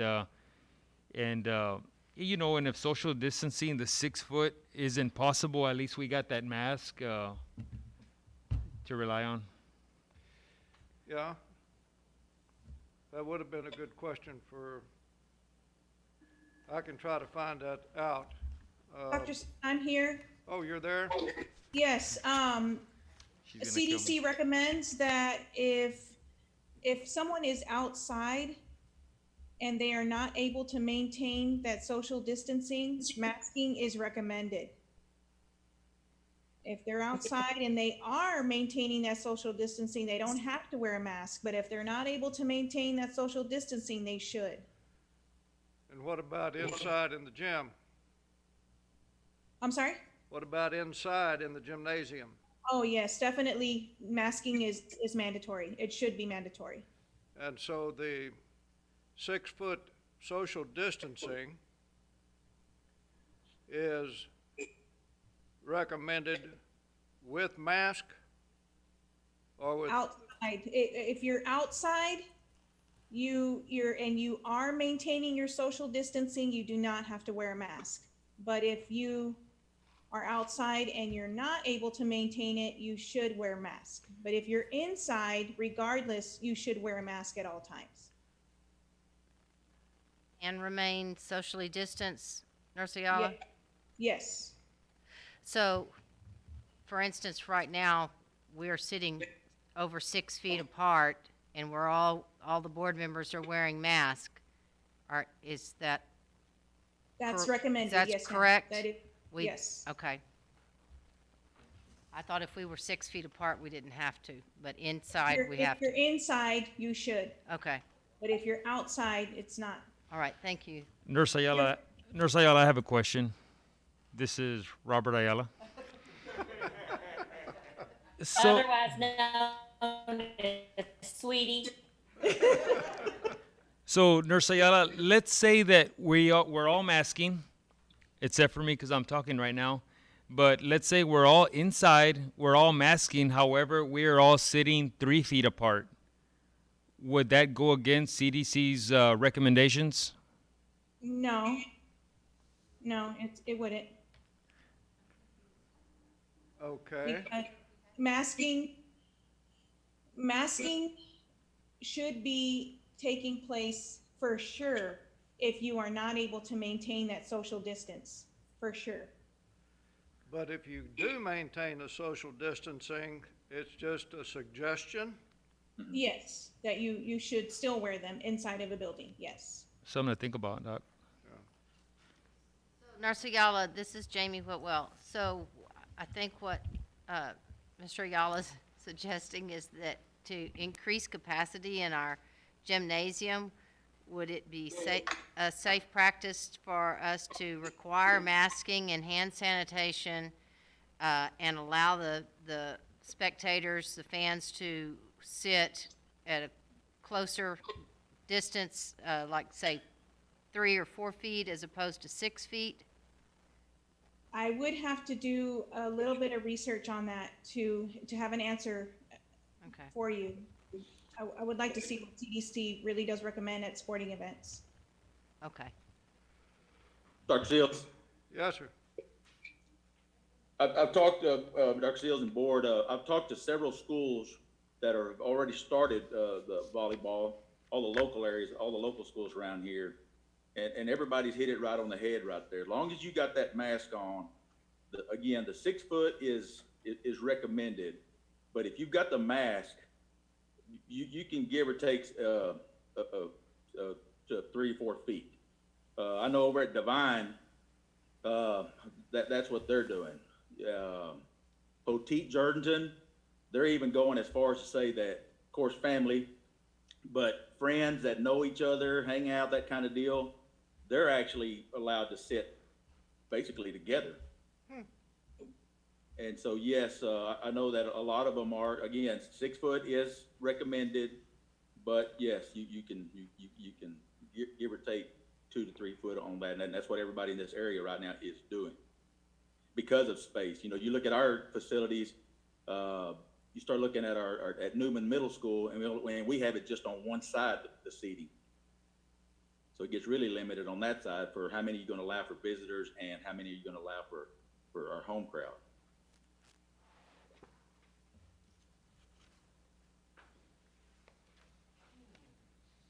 I have a question. It's not about social distancing for either Coach Silver or Coach Garcia. Looking at your information that you sent us, down at the bottom is the live stream athletic events and so forth. Yes, ma'am. If we were to not allow visitors and such to come and limit our numbers, would y'all recommend contracting some of these groups to do that for us or doing it ourselves? Joseph Yon is going to answer some of that, but let me just get to one point right there. Just in what we do right now with our huddle service, when I talked to our rep, Mr. Jackson, he said by what we do right now in the gym, we can record for our upload purposes and our training part of it, but at the same time, we can live stream it. But when it comes to the football field, we would need another camera. And now there's some services out there that have jumped on it now that they're providing everything. And Joseph spoke to one of those guys because he knows the tech lingo. So if you needed some more clarification on that, Joseph talked to the group from Bike. They're based out of San Antonio.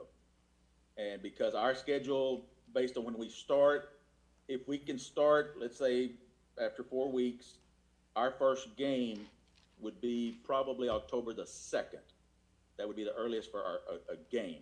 And we would actually start district on the 9th. The district's already started, but our first district game would be the 9th. So through that service, now for us, it's going to be based on number of just single games.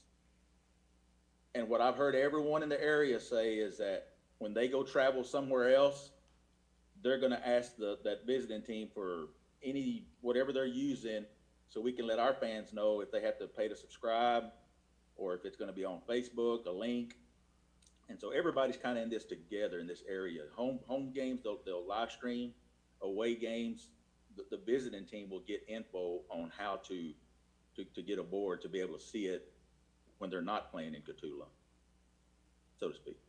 Thank you.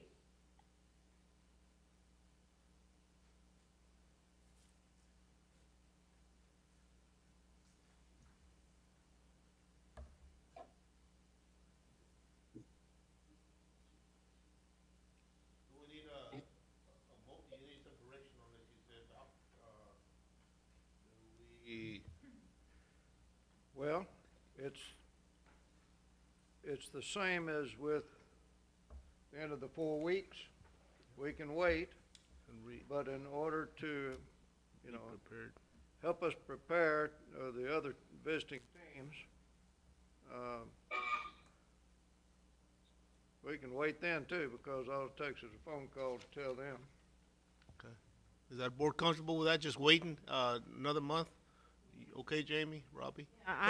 I wanted to say that I spoke with Dr. Seals about this, and I think some other school districts are actually doing this, and this may be just common practice, but making sure that there's some sort of waiver of some sort if we sell tickets stating that whoever's coming in as a fan, they are taking full responsibility for hand sanitizing and respecting all the safety measures that our district has asked them to do, and that basically they're just not going to hold us responsible. I'm sure our attorneys can help with that, but I feel like some waiver of some sort needs to be attached to ticket sales, or some waiver of some sort needs to be signed.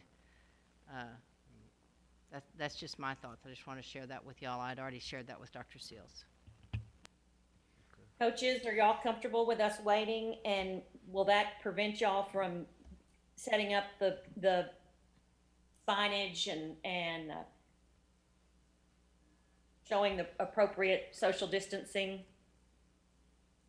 No, we're ready. As a matter of fact, we just turned in Coach Garcia, myself, and Trainer Lutz, who's awesome at doing this. We turned in and we included band and cheerleading, but we have an extracurricular COVID plan in place, and Dr. Seals kind of looked over it, and and put it up on the website already. And so, you know, and everything that we're going to be doing and our protocol and guidelines that we're going to be doing from an athletic standpoint, band, actually it could fall for any of our extracurriculars, you know, what we'll be doing. And also, while we're not playing right now per se, that gives us a perfect time now to go watch other contests to see how they're doing it. And that's what we did back in the strength conditioning and learn some things from what others were doing. And so it helps out. I have a question for Mr. Martinez. Are you there, Mr. Martinez? Okay, well, then someone else, Dr. Sills, you may be able to answer this. Will the band be treated as a group? Will they be treated as a group, or will they be socially distanced? Treated as a group as in a team, like the football players are gonna all be be given permission to not socially distance and work together as a team? Will the band be in that same position? Or are we gonna need extra area for them?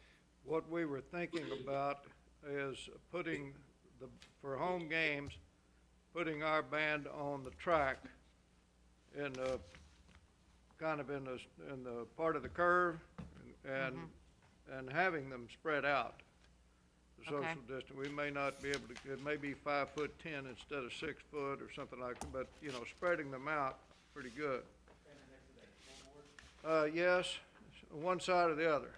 No, I think what we're talking about, Mr. Ayala, is the high jump area where we have right behind the goalpost where we had that big, like a half moon type of deal where all the turf is there. So that's, and then for the away games, we weren't planning to take bands because we don't have the transportation. And nobody in our district, our UIL district, is taking their bands in away games because they don't have the transportation. Makes sense.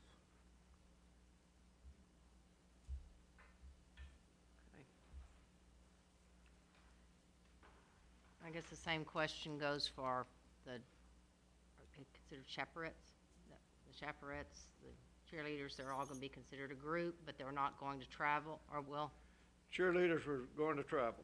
Okay.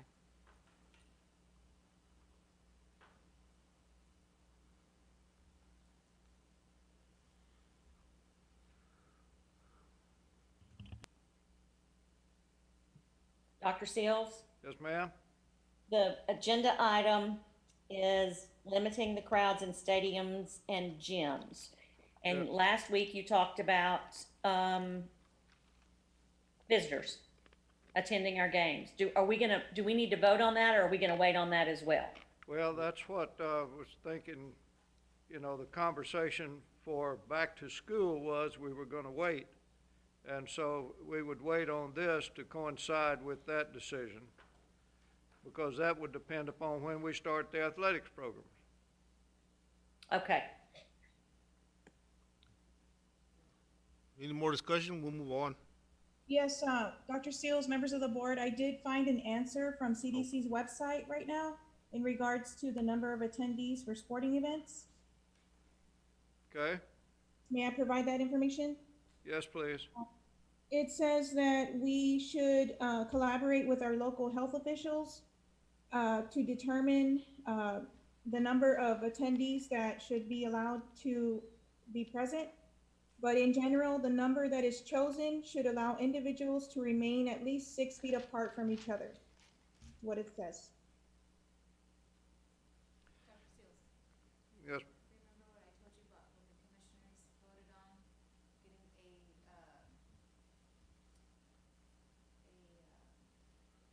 Maximum capacity. permission, they're only allowing 100 or more. Yeah, they're limiting gatherings of 100 to 100.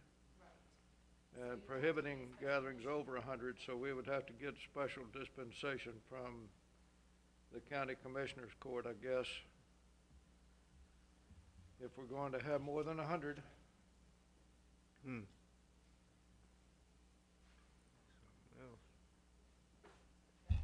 Them, after the governor gave us authority. Governor gave us authority over the school. Got it. Just thought it was a part of the school. I understand.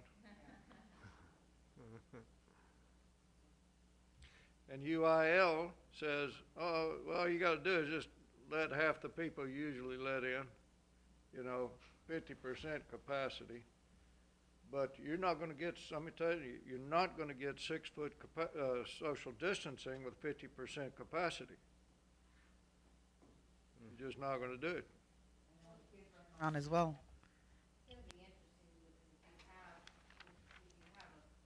Say a family of 4, then they're gonna be able to come in and sit together.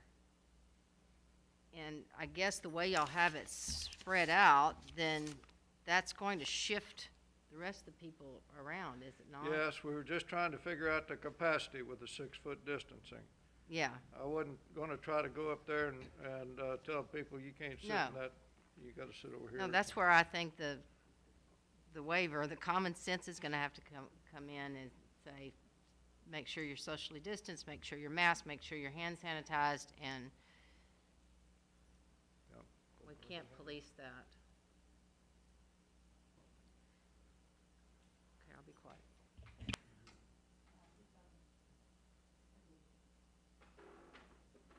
So we're gonna wait on this? Okay. Move on, staff dress code, Dr. Shields? This was a request to be placed on the agenda. So, Mr. Childers, would you like to address this? Certainly. Oh, excuse, I'm sorry? You did. You skipped item I. Okay. Oh, okay. I'm sorry. We'll back up, item I, wearing face mask when social distance over 6 foot or over. This was discussed last meeting briefly. It was determined that we'd put it on the agenda to discuss tonight regarding the wearing of face masks if you're social distancing of 6 feet or over. And this is for, This is for the students. students? Students. Okay. If they are 6 feet or more apart, do we want to continue to require the face masks? Or do we relax the face mask? After what Nurse Ayala said, they would have to wear them face masks inside. I agree. Well, that's Yeah. what I understood too. For 6 foot. If they're inside, Inside. isn't that what Nurse Ayala said, was if they were inside, they were required to wear a face mask? It was suggested by Oh, the suggested. CDC. Yeah. Suggested, okay. Recommended. Okay, recommended. I think in the classroom, it's especially in the classroom, I think that it's very important to be masking. That's where all the communication, the teaching, the talking, the learning's going on.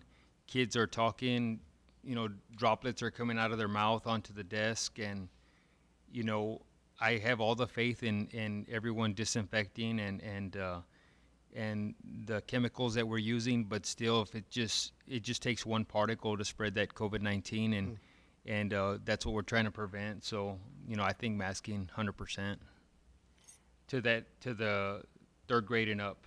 Right. Yes, sir. Oh, from the 3rd grade and up, Robbie? That's what the board voted on. Okay. Yeah. Gotcha. 2 weeks ago Yeah, or something. I just couldn't hear him. I have a question for Nurse Ayala. Nurse Ayala?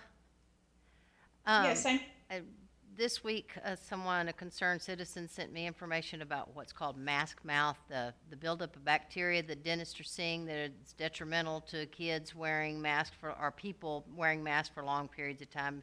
Have you heard of any detriment to people wearing masks for 8 hours out of the day and having any kind of consequences, dental consequences? No, ma'am. No, I have not heard of Okay. any such.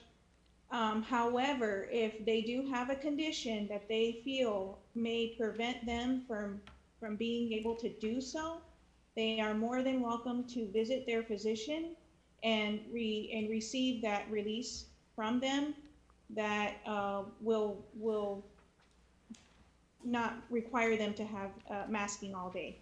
Nurse- That can be done. Thank you. One more question. Is a face shield can it be worn in lieu of a mask, or does it do the same job? No, ma'am, a face shield is not a substitution for a face mask. Okay, A face shield must be worn in conjunction with a face mask. all right. Thank you, Ms. Ayala. You're welcome.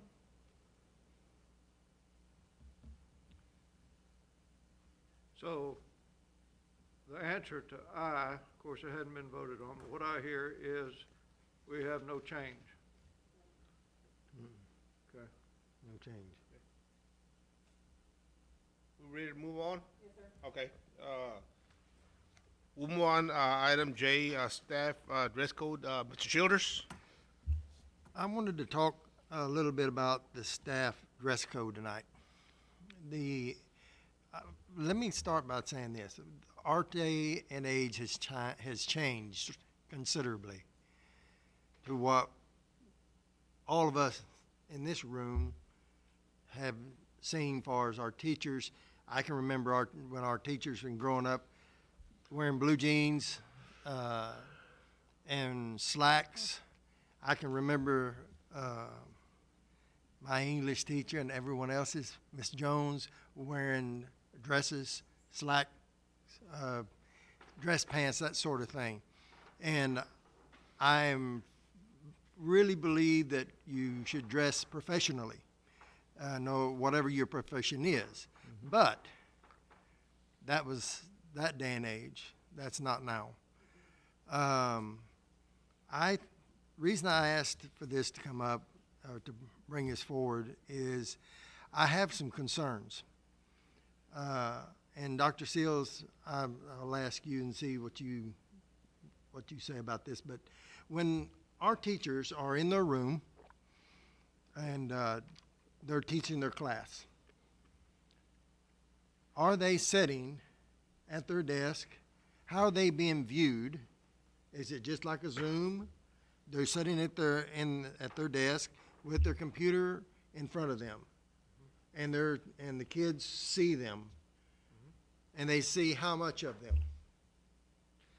If your point is during the remote instruction, Yes.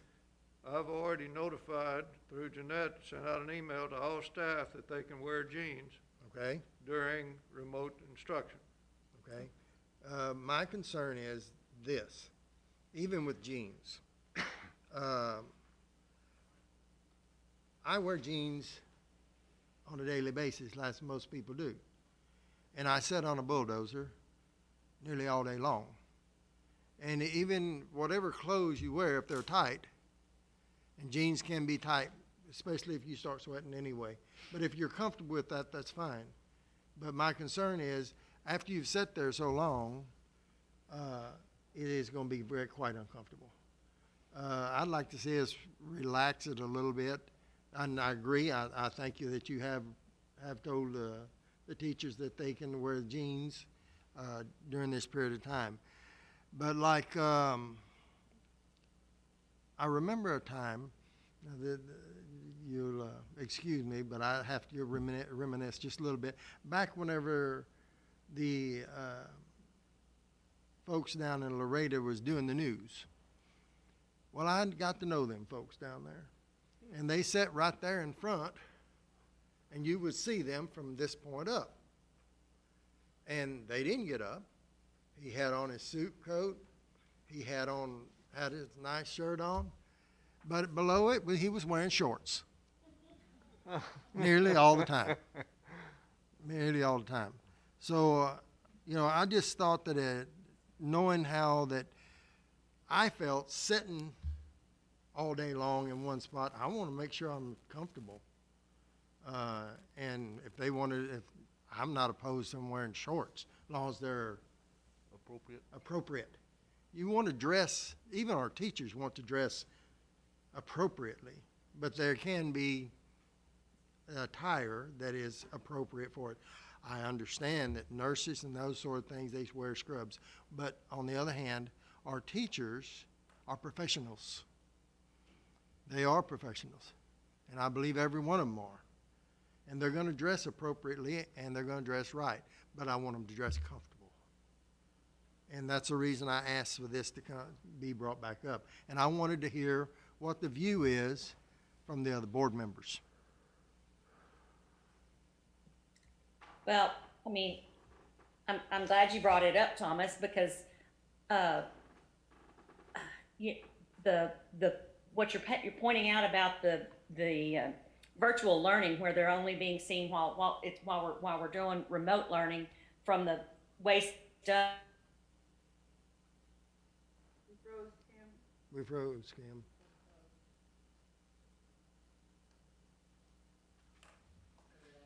This is what virtual learning is all about. Am I still frozen? No, you're back. Okay. I'm sorry. My connection is in and out, and now we know what the kids go through and the teachers go through. I'll start over and try not to waste very much time. I'm glad you brought it up, Thomas.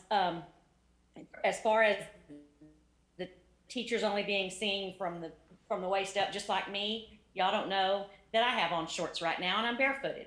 So, as far as teachers coming to work in shorts, and I agree with you 100%, make sure they're comfortable. But I also, when I saw Dr. Seals' email saying that they could wear jeans during the time that we are remote, I'm also concerned about when we come back, because we're going to be asking teachers, and I say teachers, when I'm campus staff, basically, they're going to be playing a vital role in keeping the campuses sanitized and cleaned. And I don't know about any of y'all sitting there, but I don't clean my house in my professional attire. Yeah. And so, and I am not against teachers wearing scrubs, or I'm sorry, campus staff wearing scrubs during the COVID times. Many districts are allowing it now because they're affordable, they're easy to clean, they are professional. And I mean, as long as they follow the dress code and they're not ripped up, but I think we also need to extend that dress code during COVID times to allow our staff to wear either jeans or, like you said, relaxed. I probably wouldn't say shorts in the classroom, but even scrubs, because we are asking them to do so many things and to help us keep the campus clean and sanitized. They're going to be taking out trash and I made my notes. The scrubs have lots of pockets. They'll be carrying a lot of things.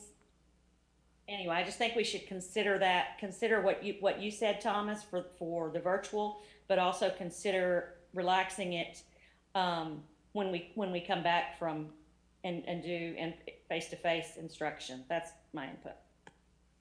Thank you, Kim.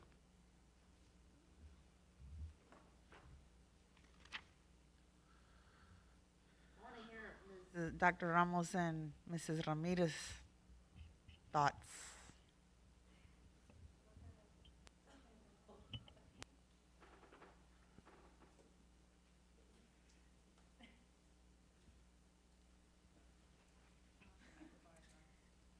I think at this point, good evening, everybody, Mr. President, Dr. Seals, members of the board. I'd like to take the easy way out and say we go with whatever the board decides, but in all honesty, I'm probably the wrong person to ask, because I've taught all my career in shoes like these from first grade to fifth grade.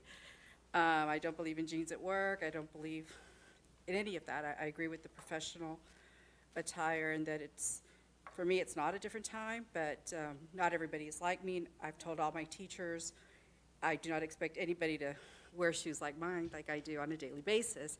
I do go home after work and do my chores, and I've taken out the trash in shoes like this. It's what I do, it's who I am, but I don't impose that on anybody else. You need serious help. They are an extension of me. But I do not in any way impose that on anybody else. So comfort is important, but I also believe that how we are dressed is projected in how we do what we're here to do. We ask our children on PBL days, on presentation days, to dress up. And we do that because that's what you project. That's the energy that you project. So, but at the end of the day, our teachers, we are doing so much more, and it's tiring, and we want them to be comfortable. So long as it fits within the parameters that the board does accept. I do, in terms of scrubs, we have in our handbook about fitting clothes. And it's important that if we are going to switch and allow scrubs to be worn just like jeans, that they fit appropriately and they aren't so revealing, because scrubs are a lot thinner material and we want to maintain that professional look. But so long as our teachers are in an environment that they can do the job that we are asking them to do times 1,000, we need to do what is best for them so that they in turn can do what is best for our kids. Thank you. Your honesty on that and being flexible, because of course they're going to be with the kids and they're going to have to do the extra cleaning that's not done normally. So, but thank you for your honesty and for your openness. Mrs. Ramirez, yes. I read an article one time about people that work from home, and they did a study where the people that got up and took a shower and got dressed and dressed professionally were more productive and did better in their jobs than the people that stayed in their pajamas or their sweatpants and sat there and did their work. And I've always remembered that. So, I mean, on that note, I do kind of agree. I've never thought jeans were that comfortable, personally. And I have my pants, but my pants are stretchy and they're pretty comfortable. I can sit there all day and not get too uncomfortable there. So I'm kind of with etiquette. I feel like they should dress professionally, but I also understand that during these times we might have to have a little bit of leeway. So, I'm also good with whatever you decide. And the only thing is because they'll have to probably use bleach, stuff like that, to be able to disinfect. And I don't clean in my clothes because I'm not gonna go buy And any. you don't want bleach on your good stuff, No, that's for sure. that's so. why I'm saying. I'm So with no, but I thank you guys very much. Thank you. I have an opinion.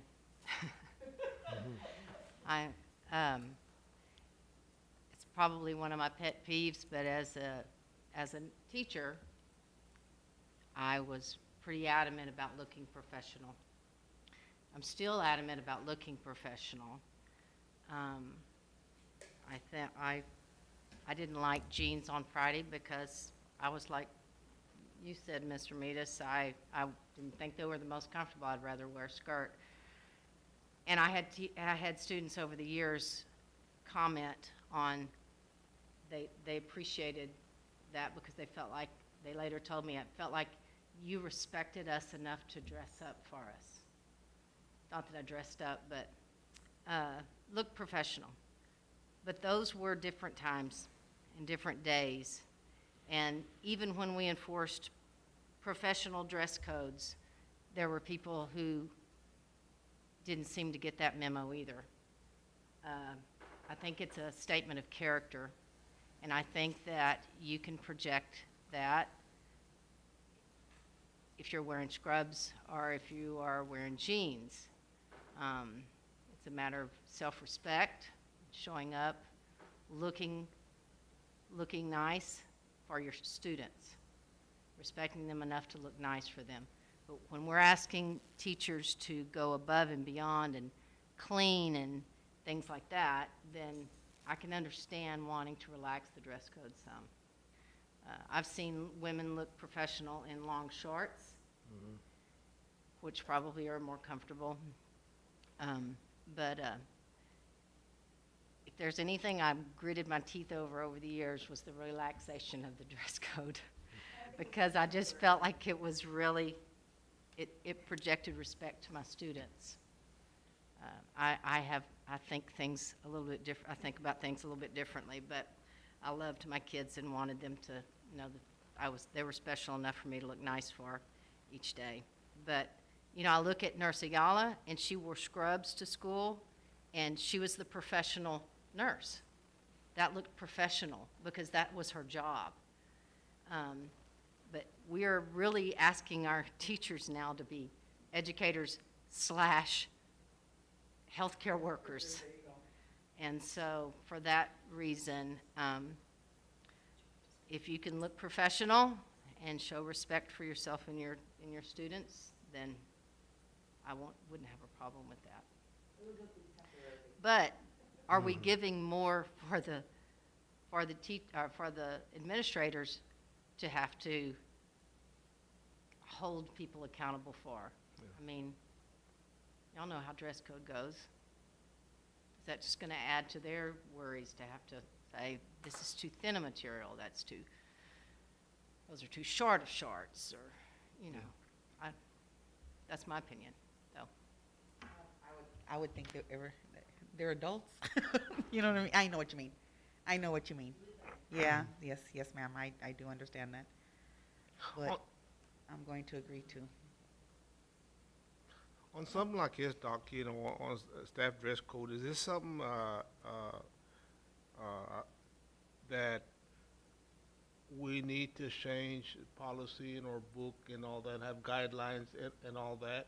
Or if it's just for, you know, I know Kim wanted to keep it full time, but it just for this coronavirus, is this something we can just relax it and play by ear? Or what do we need to do as a board if there's a motion made to just relax it, you know, at least through Corona? There's not a school board policy that I recall addressing the dress code. It was just the superintendent will take care of it, in effect. We've got our employee handbook that has in there expectations for dress.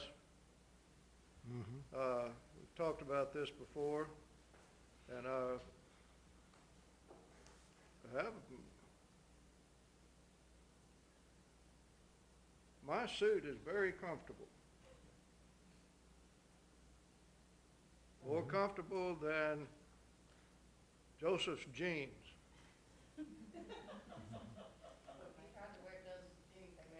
Well, but Joseph would be very comfortable in my suit. But Dr. Seals, is your I understand what suit you're saying, going to Dr. be Shields, but it's the comfortable? extra stuff. Is your suit? Oh, go ahead. Am I frozen? Is your suit going to be comfortable when you're in a class with kindergarten kids and you're throwing away their breakfast trays and opening their milk and getting their milk spilled on your suit, and then helping them put their trays in the trash can, and then closing up the trash can and hauling it wherever you need to take it, because you don't want your room to smell like old food the entire day? It is the suit, and I agree with everybody. I don't know what it is about, it's in the teacher blood. I know it is, that if they can get a jean day, by golly, you just made their day. Me, I don't want jeans on. I wanted my comfortable slacks. But there's something about the teacher, Gene, that loves jeans. But, you know, that's why I'm thinking that we could look at extending the 4 weeks to relaxing the dress code, because wearing your suit and dealing with all the stuff that we're going to be asking them to deal with, I question that. When I brought this up, it was just for this time period. During the period in which the pandemic, in which we're dealing with coronavirus. And that was my thought, is not, you know, once we're beyond this, I would say we would dress professionally the way we should, and once we're beyond this, where we don't have food in our classrooms like they're going to be eating lunch in their classroom or whatever they're going to be doing. If we, God willing, go back to normal and go to the lunchroom and do those things, then we would go back to what we have listed. That's the reason I brought this up.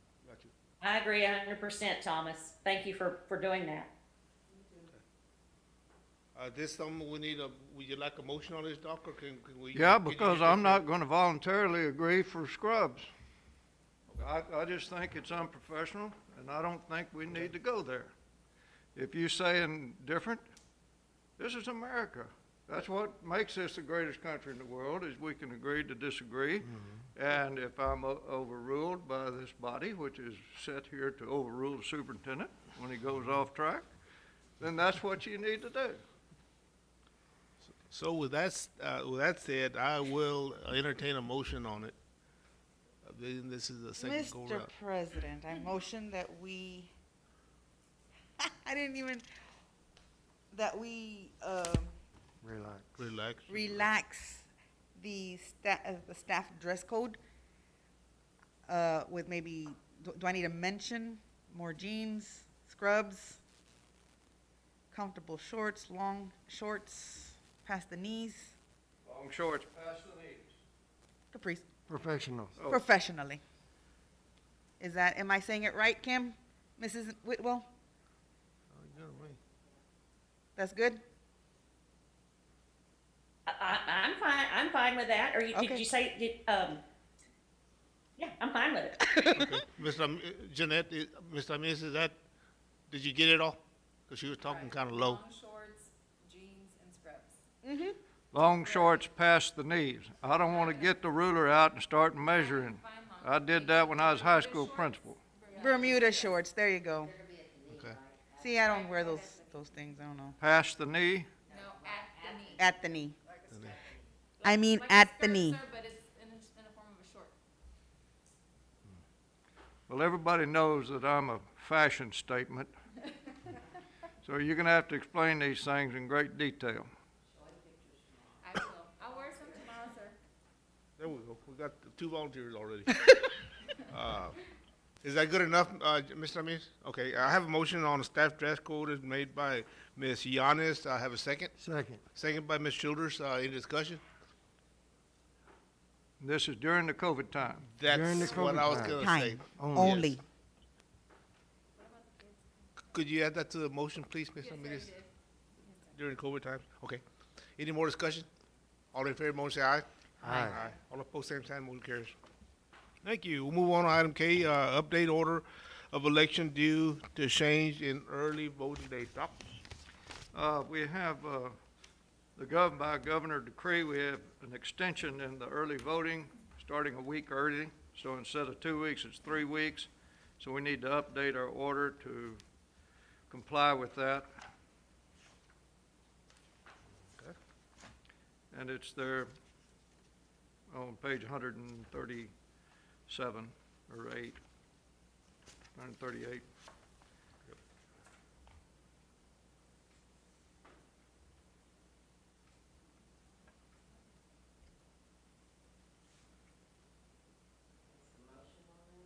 Yes, it has to be formally approved.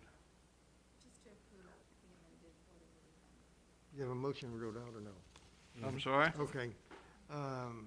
Mr. President, I move that we update the order of election due to the change in early voting dates. I have a motion on item K made by Ms. Childers. Have a second? Seconded by Ms. Whitwell. Any discussion? All in favor, motion say aye. Aye. All opposed, same sign. Motion carries. Item L, add new positions for safety coordinator. Dr. Shields? This was requested from last meeting, and what I would like to ask the board to consider is, while you may have in mind a full-time position, if this is going to be for the what is it? The COVID. The COVID-rona.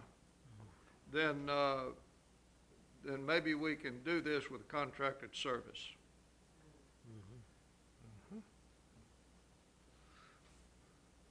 So, Sounds good to me, Doc.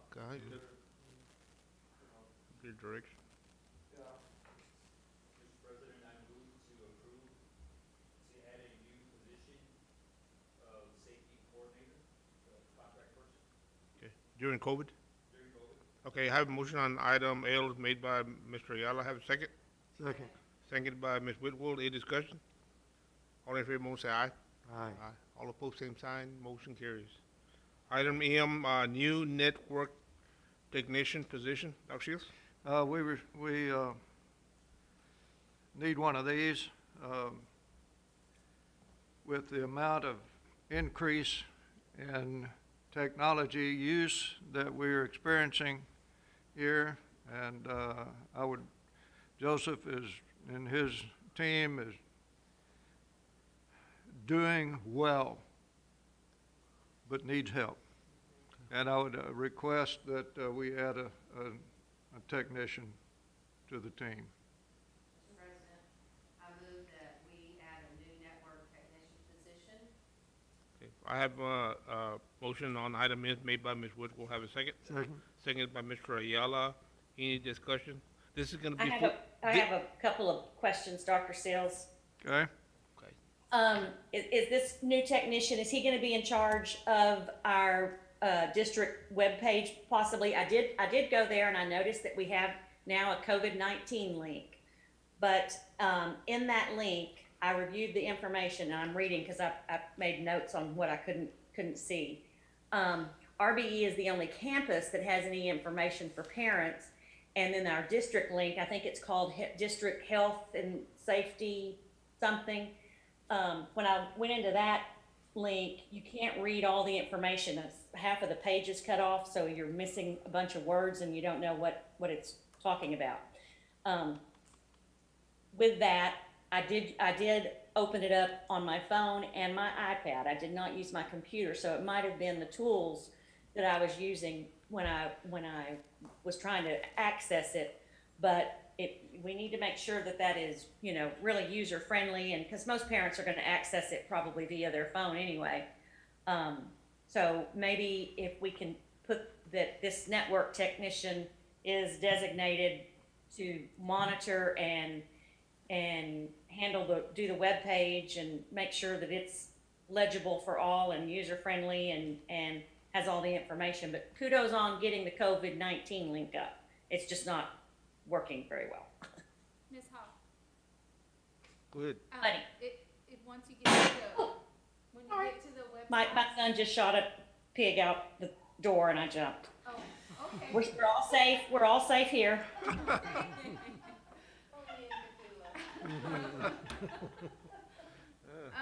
Okay, let me gather my thoughts. Really quick, if you look at the website, at that particular document you're talking about under District Health Services, you'll see at the top right-hand corner a little box with an arrow. You'll click on that and it'll bring the document to a larger, better view. Gotcha. Okay? Thank you. You're welcome. Is this position permanent, or is it just during No, COVID? it's permanent. And Permanent. I wasn't thinking about this being a webmaster type of position. I was thinking about just being support position to get to the teachers and the students and networking itself. I think we're getting things cranked up and on our website. If they have some skills in that area, might draft them to help with something. But I feel we can draft anybody to help with some things, maybe not everything. Okay. We good?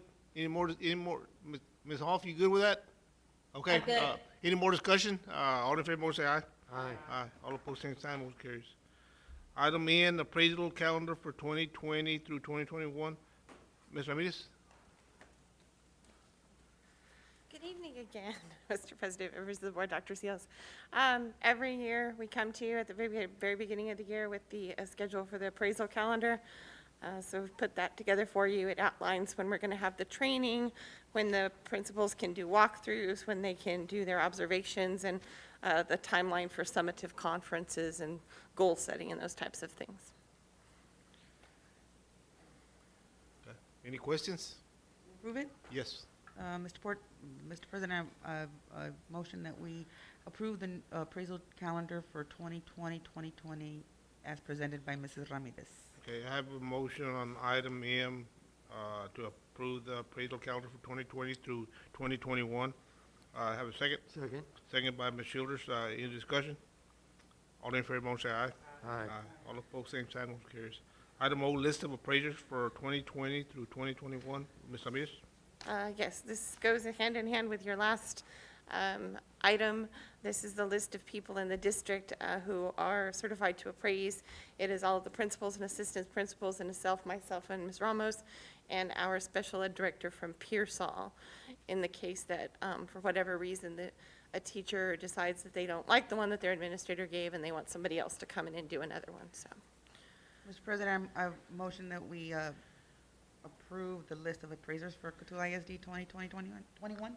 Okay, I have a motion on item O made by Ms. Yanes. Have a second? Second by Mr. Ayala. Any discussion? All in favor, motion say aye. Aye. All opposed, same sign, motion carries. Thank you.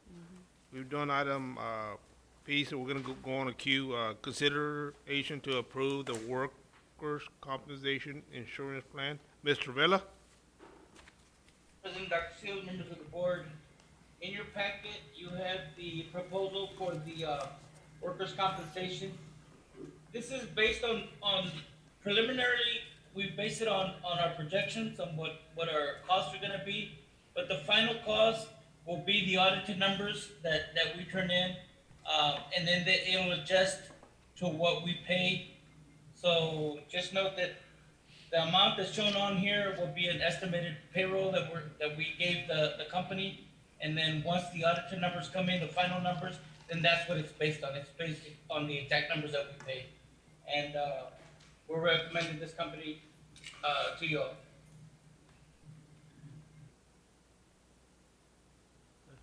Any questions? Go for it.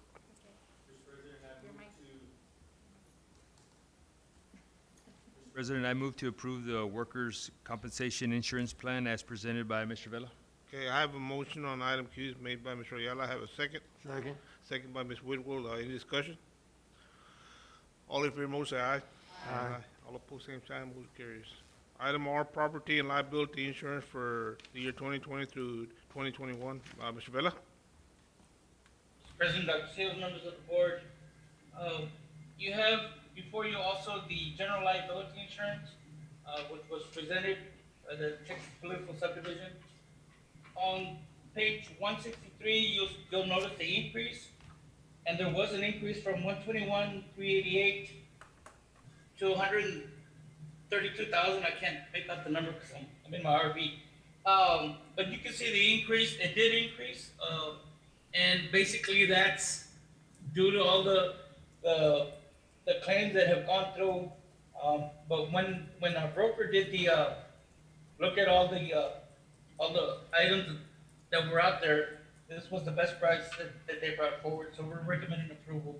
Now keep in mind that we're in a second year. If I'm correct, of a 3 or not sure if it's a 3 or 5 year term, but we're in the second year of a continuing term with our broker. Okay. Mr. President, I move that we approve the property and liability insurance for 2021, 2021, as presented by Mr. Vela. Okay, I have a motion on item R is made by Ms. Hoff. Have a second? Second. Seconded by Mr. Childers. Any discussion? All in favor, motion say aye. Aye. All opposed, same sign, motion carries. Fixing to go Thank to you, close. Mr. President. Thank you, Mr. Vella. Fixing to go to closed doors, pursuant to open meeting, Texas Government Code Chapter 551.001. Time is 8:42 p.m. Pursuant to Texas Government Code Section 551.074 for the purpose of considering the appointment, evaluation, reassignment, duties, discipline, and dismissal of public officer or employee, or hear complaints or charges against a public officer or employee. We discussed the personnel report, and we are now in closed session.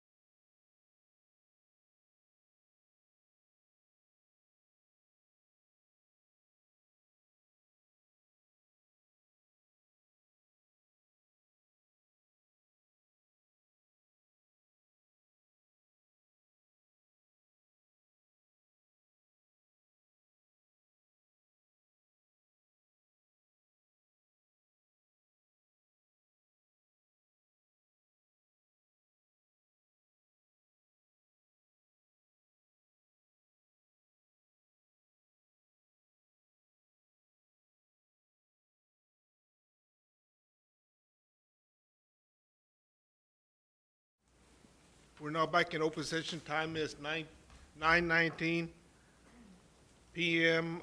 We discussed personnel report in closed session.